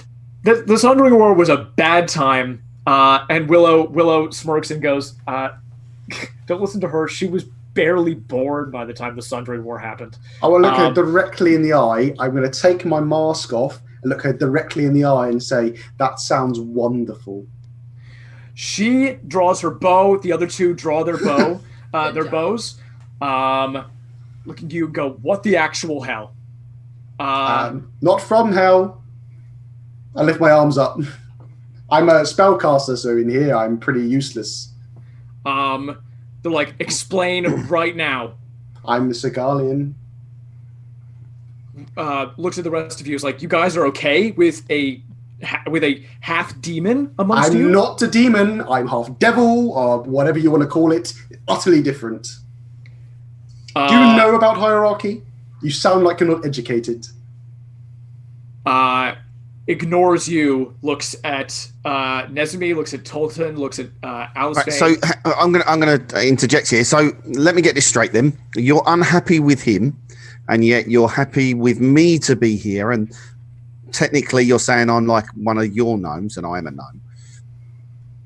And those things out there are killing everybody and you're happy. Well, where do you draw the line here exactly? I think that's a little... They don't kill people. What were they doing to us then? Am I not a person? No. You don't understand. You guys are the exception to the rule.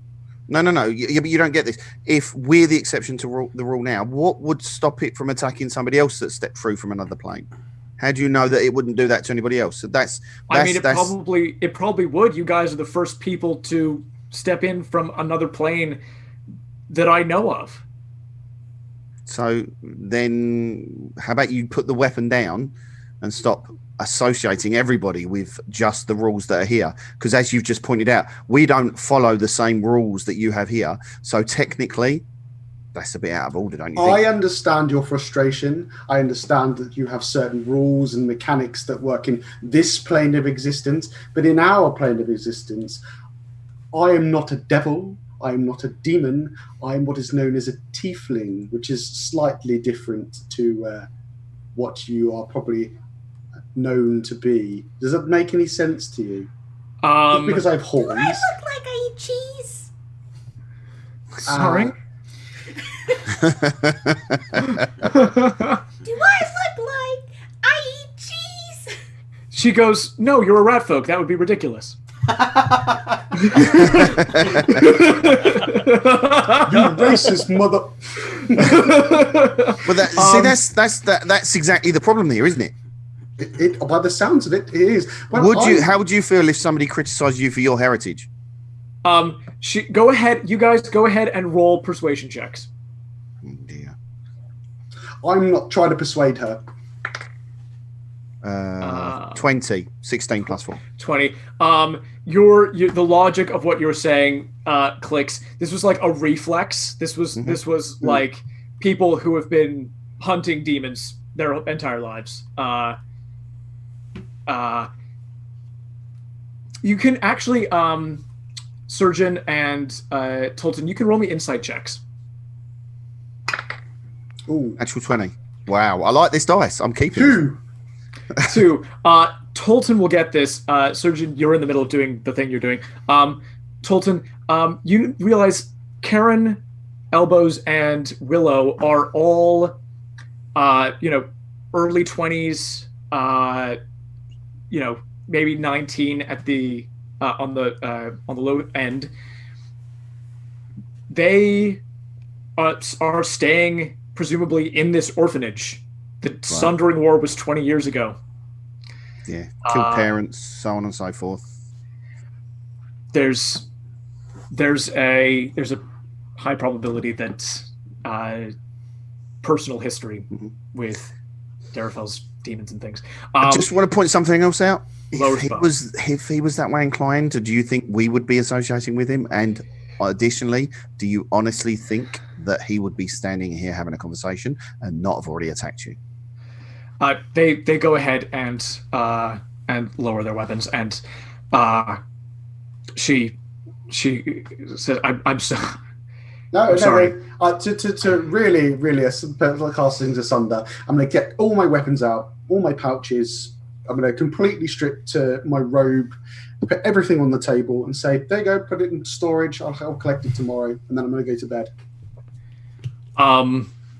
She looks abashed and sees that you've fully disarmed and gone to sleep in her presence, and does not touch the weapons. I'm going to face away and I'm going to grin.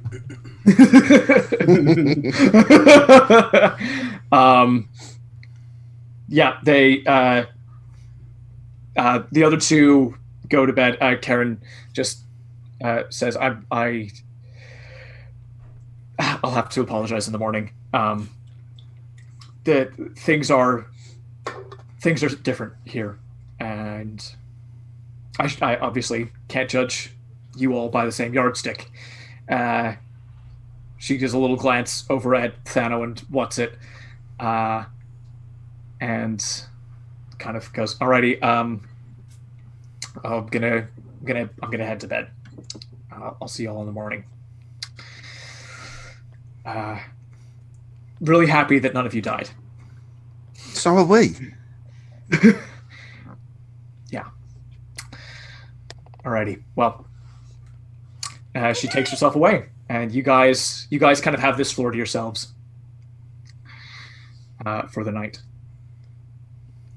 Well, one of them's already dribbling over there. Look at him. One of them's dribbling over there. You guys can go ahead and have a long rest. You go to sleep for the night. In terms of marking for your character sheets, we'll leave that for a second. So let's just, you guys have a long rest. You regain all of your hit points. You wake up in the morning. I'm going to do a random check. While you're doing that, before we go to sleep, I'm going to wander over to Stano and say, "I'd like that back, thank you," before you go running off with it. And another glass back, yeah. Cool. Pass that back. Go to sleep. In the morning, you're all. What's it? You are awoken by a little foot straight on your face. Is this after? Have I had enough for at least a short rest? You've had enough for a full long rest. Yeah. Yeah. I wake up going, Thanos. Wait, is it cuddles time? Yeah, come here. And I'll open my eyes. Open your eyes. There is a little 5-year-old human boy standing on top of you, looking at you with big eyes, going, I go, he's got long teeth. I got one long tooth. That's all the more for munching. It jumps off of you and goes running around. The rest of you wake up. There are 15 children. Can I say to all the kids? I say, "Oh, kids, who wants a knife?" So many kids run over to you. I give Watts a clip round the ear hole and take the knife off him. Hey. You say, "Aww." Don't worry. We'll get you one later.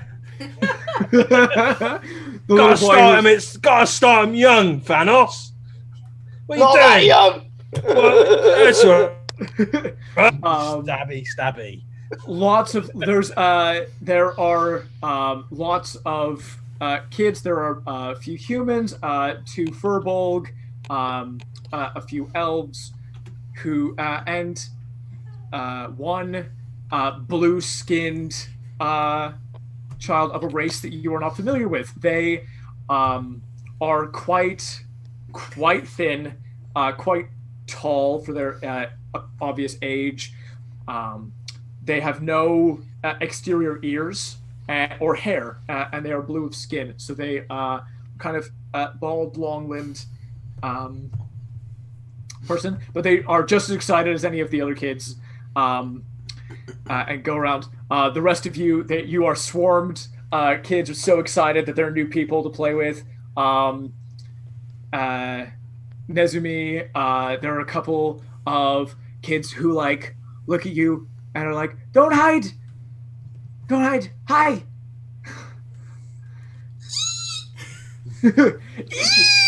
They try to match your pitch.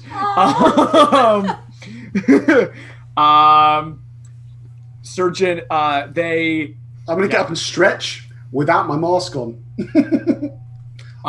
There are a couple of kids who look at you wide-eyed.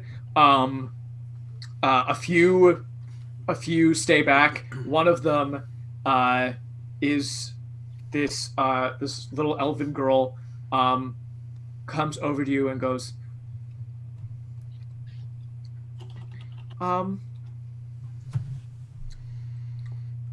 hi. I'll get down on one knee. Yeah. And I'll look her in the eyes and listen. You listening? She goes, "Are you a bad guy?" Some people think I'm a bad guy. Are they right? To them. I'm not a bad guy to you, though. Okay. And I pat her on the head. She takes the pat. She goes, "Okay, you're a good guy." No. She goes to hug you.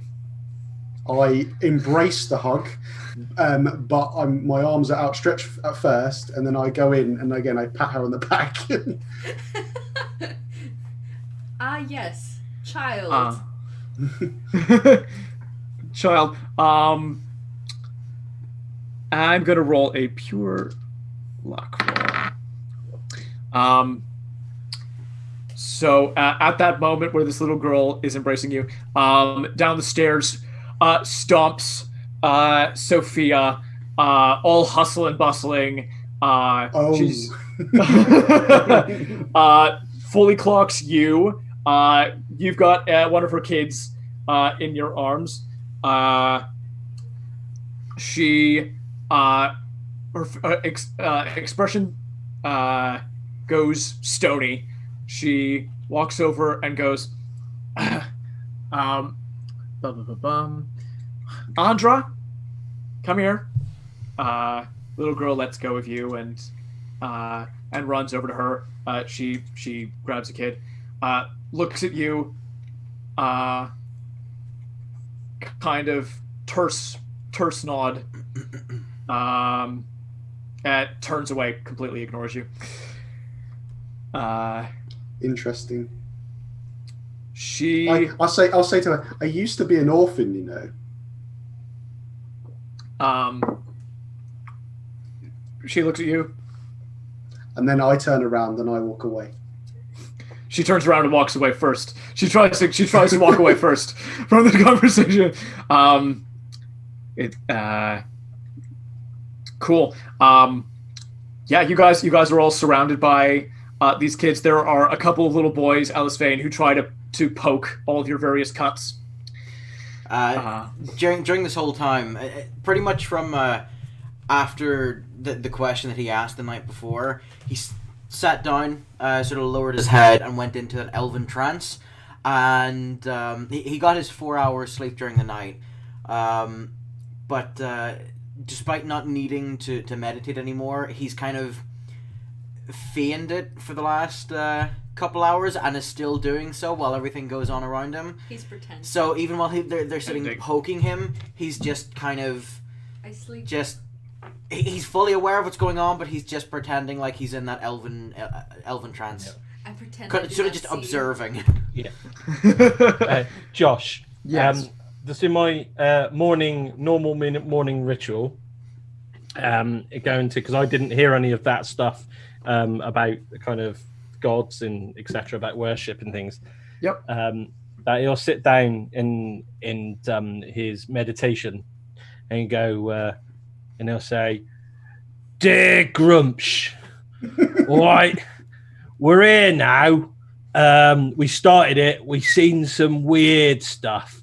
There was like this big beastie thing, and it was hard to tell you. But I'd have given it a kicking, obviously.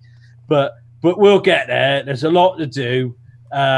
If there's anything you don't want me to do, that'll probably be easier than saying what you do want me to do. Then just let me know. But other than that, I hope you're right. You had a good breakfast this morning, and yeah, all right, boss.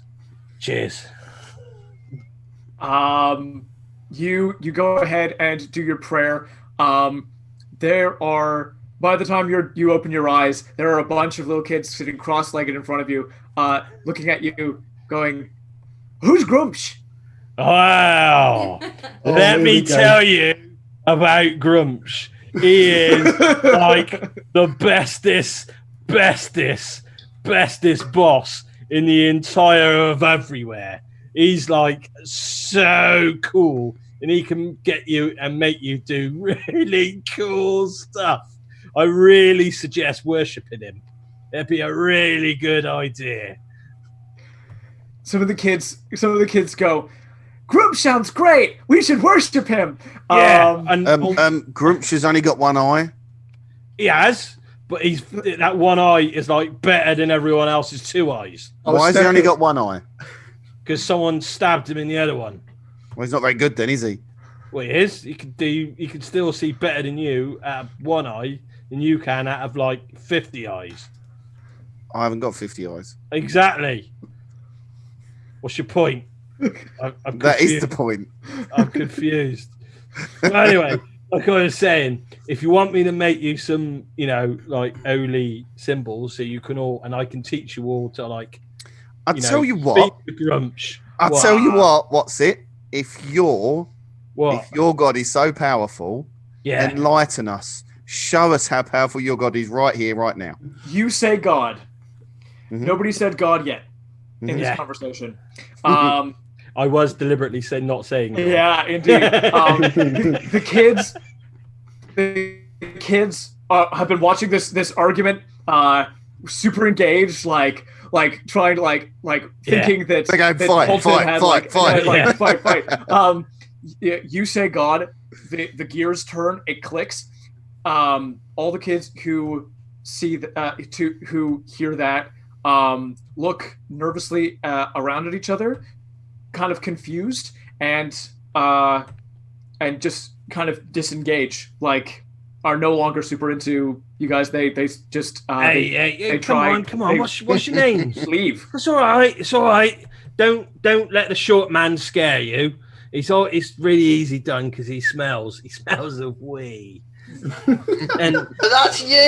Yeah, I think you'll find that. oh yeah, that might be. You might be right, Thano. You need a wash. I don't need a wash. I've had one this year.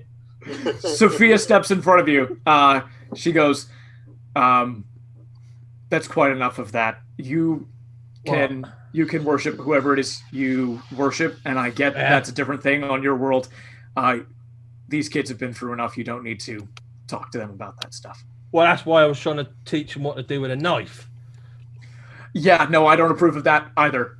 Well, I don't understand. But if they've been through stuff, you teach them how to not be through stuff by stabbing people. Yeah, no, we start work with a bow and arrow at age 10. Well, you'd start with a knife, aged whatever, innit? As soon as they can stab somebody. Quote in it. I'm confused. That's okay. Is it? My kids, my rules. All right, fair enough. Well, if they die, the die is your fault. You're absolutely right. It is my fault. Yeah. She looks over at Karen. She goes, Karen, what the hell were you thinking bringing them in here into the orphanage? Karen, I'm an orphan. I'm an orphan too. Yeah, we're orphans.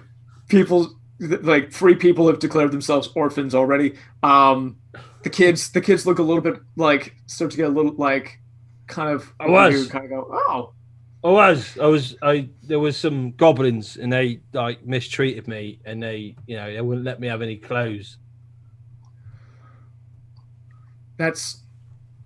I'm sorry. Oh, that's awful, isn't it? That's horrible. Yeah. Yes, thank you. Remorse. Also, forgive me. What are goblins? They're like him and pointing at Tolton, but like greener. Green gnomes. Well, a bit like gnomes. They're a bit They're scrawnier. nothing like gnomes. They are short and green. And I assume this is a. they're short, green, and annoying. Like him, but he's not green. Kind of. Okay. I Yeah. kind of have a beat on what your deal is. Cool. Yeah.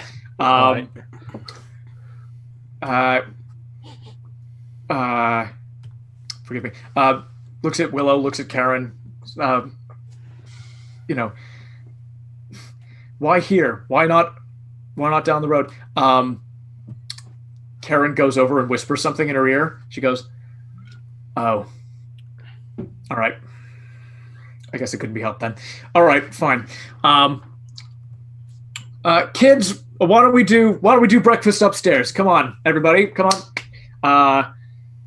Kids all rush upstairs,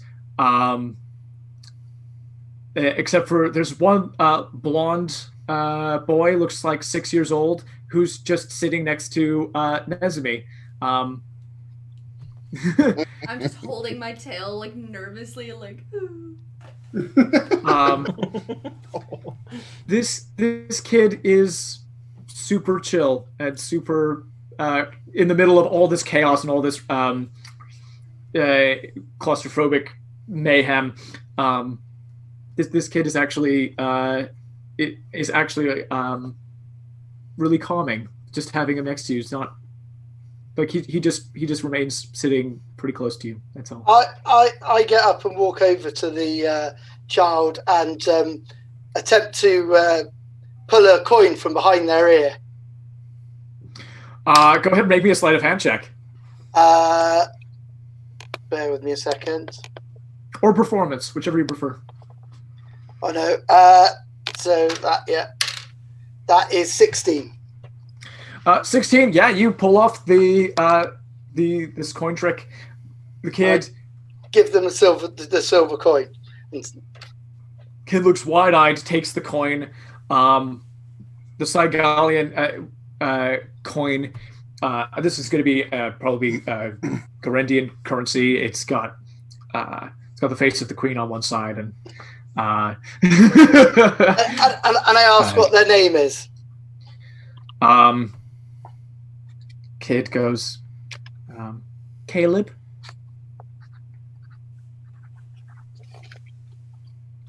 Hi. Hi, I'm Thano. This do is you like? nice. Do you like the mouse here? She's cool. Well, why didn't you say hello?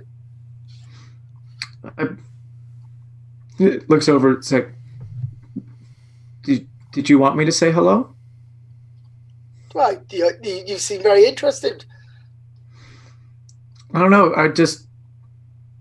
She seemed. I just feel more comfortable over here. Okay. That's all. Looks at you like not like doesn't know if like kind of like socially doesn't know like if he's done like the right thing by not saying hi. Baby. And kind of looks stupid and kind of goes, "Hi, I think you're really cool."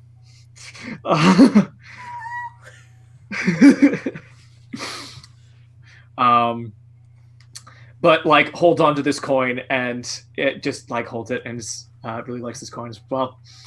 And it looks at you and goes, "I didn't think there were any more green people." What green people do you know? He goes, the way the stories that Mama Sophia tells is that all the green people drowned. Right. Grounded. They drowned. In what? Where? How? They drowned on the islands where they lived. They drowned. The water got really, really high, and they weren't prepared properly. They didn't know. They thought that they could stay out of the war, of the Sundering War, and stay neutral. But then the world broke and the oceans rose and they all drowned. Intense. Wow. Seems there's a lot of philosophical lessons go on in this orphanage. I lean over Thanos' shoulder and go, "Don't worry. There's lots of us. There's many, many, many of us that are coming back. So don't worry." You didn't all drown it? You No. Oh. No. Lots of us are coming back. Oh, that's good. That's nice. Did you like good. these green people? I never met one. Okay. I'm What's It the Worthless. Pleased to meet you. What's it you're worthless? Yeah. Exactly. I'm Caleb. Pleased to meet you, Caleb.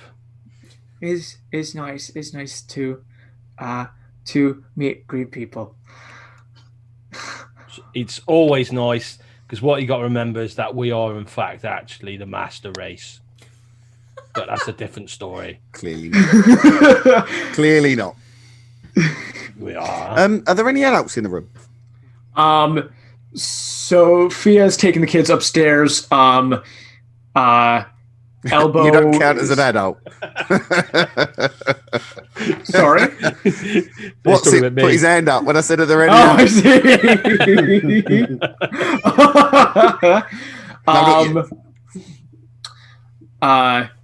Karen, a few minutes ago, excused herself and went outside along with Elbows, leaving Willow. Willow's in the room with you guys. This teenage elf. Okay. Is it safe to go outside now? No. So we're waiting until midday when we get the shipment through from the Grey Orthodoxy. Using that kind of stuff, Sophia will be able to whip you up some armbands that will keep you safe from the simulacrum. But until that point, you can't go outside. You can't go out there. Nope. Not even just 1 foot. Just step outside. I don't want to go for a walk. I just want to step outside for just 2 seconds. No, she says, look, if you really want to poke your head out the door, go ahead and do that, but I want to do something for Caleb. It's not for me. No, that's not the issue. That's not the issue. Okay. She's gonna try to whisper something in your ear. Okay. While she's doing that, I'm just going to say, do the orphans are they ever allowed outside of this building? Yeah, absolutely they are. Excellent. I'd like to do something for him. That's all. That's great. She leans into you, whispers in your ear, says, it's 20 feet from the door. Okay. Is there a back door? Doesn't have to be the front door. Sure. She leads you through to the. I'm gonna ask her. Can Caleb come with us? I just want to do something for him, but he'll so that he can watch. It's nothing, That's not suspicious. No, Caleb. Nothing like that. Caleb looks over at Nezumi and he says, "Do you want to come?" Me? Sasha, looks over at you and says, "Do you want to come with me?" Where are we going? I think we're just going to the back door. Yeah, you don't need to come outside. You can stay inside the building. That's fine. Who all's going? Sorry? Who all is going? I think so. It's blah blah blah blah blah. It's Willow. It's Tolton. And Caleb are going. Okay. I grab my tail and I sort of slowly follow behind everyone. Caleb keeps pace with you, not caring about how slow it is. And he goes, "Do you want to hold my hand for bravery?" I'm crying. I hand him my tail. He holds your tail. He holds your tail very affectionately. Thank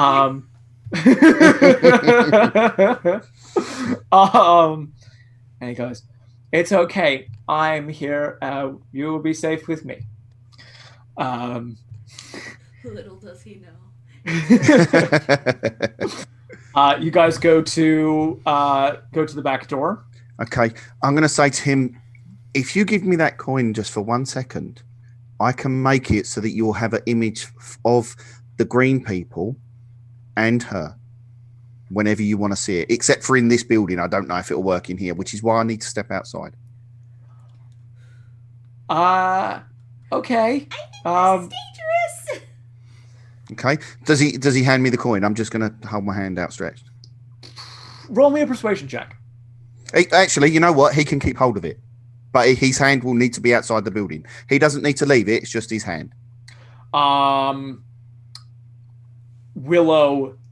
I tell you what, Willow can hold it if you're worried, and she'll give it back to you. He hands the coin. He hands the. He was going to put his hand out the door. Willow stops his hand from going out the door. Grabs the coin. And goes, "It's all right, kid. I got this." She steps outside and goes, "Probably best if we limit the amount that you are outside." Okay, I literally step outside. I touch the coin with I pull out my tinker's tools and I touch the coin, and using magical tinkering, I mutter some words under my breath, and then I put my tinker tools away, and I touch the coin, and as I touch the coin, an image of those three appear. The two green people and just a sort of smallish image appear of the three of them. Fantastic. You do that. Do you step back into the building. And then I'll come back inside. I don't know if that will work, because it's, although it's tinkering, it's magical. I don't know. I wouldn't consider it magical, but I need to make a ruling now about whether Tinkerer stuff is magical. I'm going to say that your constructs work on an arcane battery system. The batteries don't recharge overnight while you are inside the anti-magic barrier, but you're still defender, and this effect will still work when they go inside, which means you do not get your spell slots back from the long rest. Fantastic. So you go back inside. Willow quickly just goes around to the corner of the building, takes a look around, goes, all right, comes back, and you guys are back inside. You hand the coin, or she hands the coin rather you hand the coin to Caleb, who has this little image of the two orcs and Nezumi, and this kid just hugs you. He's probably as big as I am. This went down really well. I can keep this? Yeah, it's yours forever. Willow, I got a present. Willow's like, that was really nice. Sweet. I gave him the coin. Exactly. He goes back and he hugs you too. And he hugs what's it. He just and then he goes over to the surgeon. What have you got? No, not in that way. He goes over to the surgeon. I look down and I get on one knee and look at him. Yeah. You may roll me a nature check if you would like.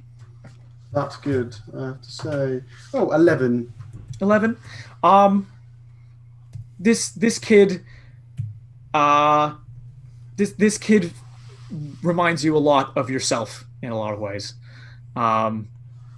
There's just not necessarily personality wise. There's just a feeling that you get that this kid is akin to you somehow, and he feels the same thing. And he goes, I don't think that you are a bad person. I think you're like me.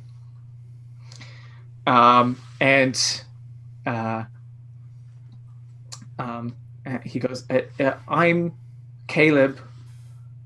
Can we be friends? I will put my hand out. The surgeon. Lovely to meet you, Caleb. I will be your friend. Yes. He smiles at you and goes, awesome. Looks at Alice Vane as the kind of the last person he hasn't made friends with. And goes, I don't really get what your whole deal is.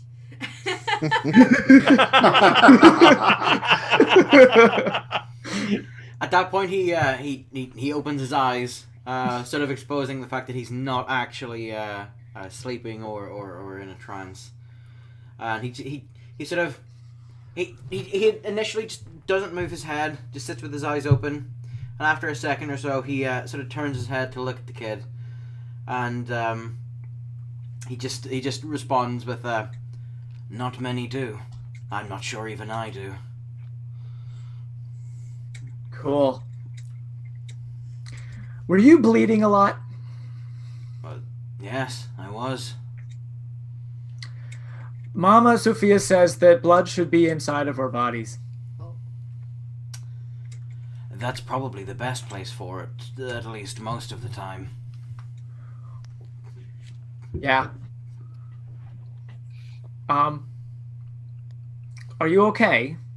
Perfectly. Cool, cool. I, yeah. Um, cool. Can I ask you something? Sure.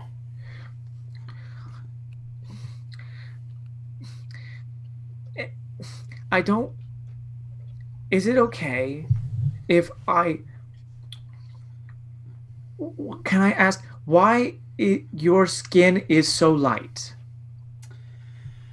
Well, I don't know an awful lot about this land and its inhabitants, but I'm a particular kind of elf.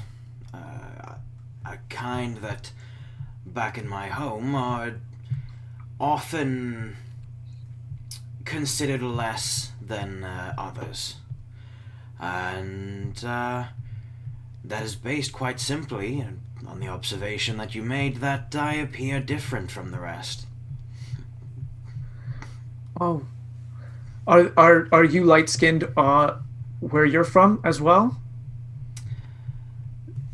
Well, yes, slightly grayer than the other elves, but yes. Okay. Cool. I'm sorry if that was if that was not okay. I just all the elves I know have black skin and like they look like the night sky and I'd never seen somebody look like you before. Is that so? Yeah. All the elves here have black skin. You see, yeah, you know that Willow has like jet black skin with kind of white spots on it, but yeah, according to the kid, that's all elves look like that here. Drow. Darker than drow, darker than blue purple. Like this is coal black. This is Oh right, okay. So the kid kind of goes, "Cool. Well, I don't think you'll see anybody else that looks like you around here. So if you need a friend, I can be your friend." He sort of leans back in the chair that he's sitting in, and he just sort of looks at the kid for a second, almost confused, and just you're quite the brave one, aren't you? That's because I was holding Nezumi's tail. Then I guess there's some forms of magic that can persist within these walls. Aww. Did you say that coin still works Coin still works. in here? Ah, you see, look, mine isn't magic, I'm gonna and walk it up. still works. I'm gonna walk up behind Caleb. I'll put my hand on his back and go. I think Auntie Mama Sophia was calling you. Maybe you want to go and show your coin to your friends. Yeah, I'll do that. Oh, they're gonna be so jealous of me. Little blonde kid runs up the stairs. Willow kind of looks around and goes, "Caleb doesn't really talk to anyone. I'm amazed that he took a shine to all of you guys. That's crazy." Why? Why are you surprised? I mean, what's wrong with Kid- us? he We're doesn't- fantastic. Kid doesn't talk to anyone. Usually, it's great. It's it's great. No, it's nothing to do with you guys. You guys seem really good with the kids. Some of us better than the others, obviously. Yeah, absolutely. Yeah, just degrees. Yeah. Yeah. The kids have all gone upstairs. Still think you should give them all a knife. Willow goes, "Honestly, I'm totally in your wheelhouse. She pulls knives out of all kinds of places. Like I started picking up knives when I was their age. Look, you give them a chance to stab stuff. If they die, at least they've had a chance. Yeah, exactly. That's exactly what I'm talking about. She looks like she's fully gonna get into a conversation about throwing knives and stuff with you. But Sophia, Armstrong comes down the stairs and says,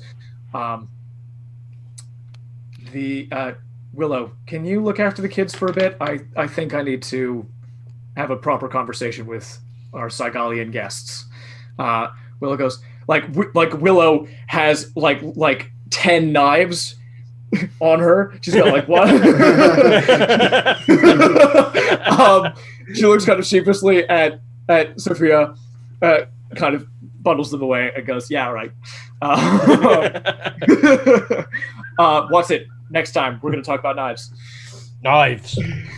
Spears are better, but knives. Honestly, you got to teach me about spears, because I will. All the best I've ever done was put a knife on the end of a stick. Well, that's what I've done. Along with a couple of forks, maybe a spoon. The fork, spoon. Dude, I love that you put forks on there. We are going. We're gonna make some stuff. Sophia goes, "Go get over there." She goes, "Yeah." Seriously, next time we're gonna talk. Oh, Lady Sophia, how lovely to grace us with your presence. This conversation's gonna be amazing.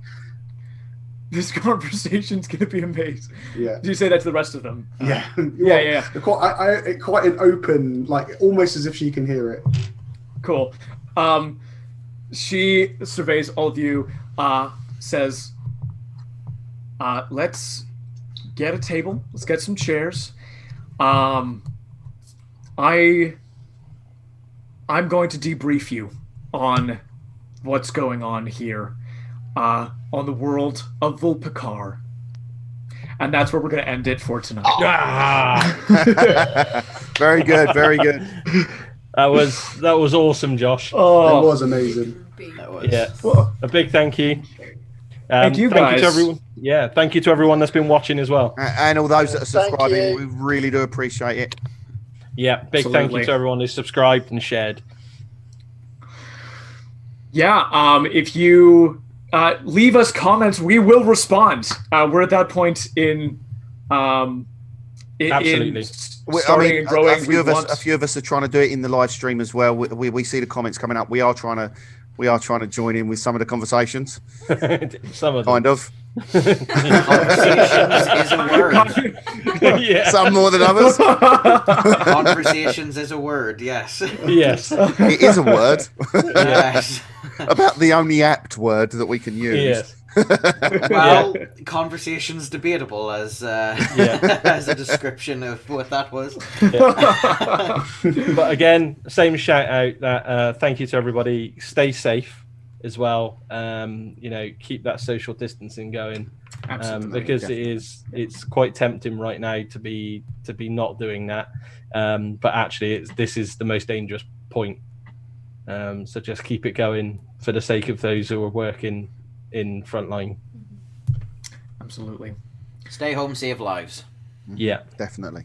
All that good stuff. And watch D&D to pass the time while you do. Watch And play. You may Play watch along. this live, Why but not? watch us afterwards as well. And Yeah. again, And have a listen. test time. Oh, yeah. Should we And give have a them, listen when it goes on to SoundCloud. shall we give them an exclusive of what content's coming on Wednesday? Yeah, good idea. Oh yeah, I can do that. Is it Mark? Do you want It to? is, yes.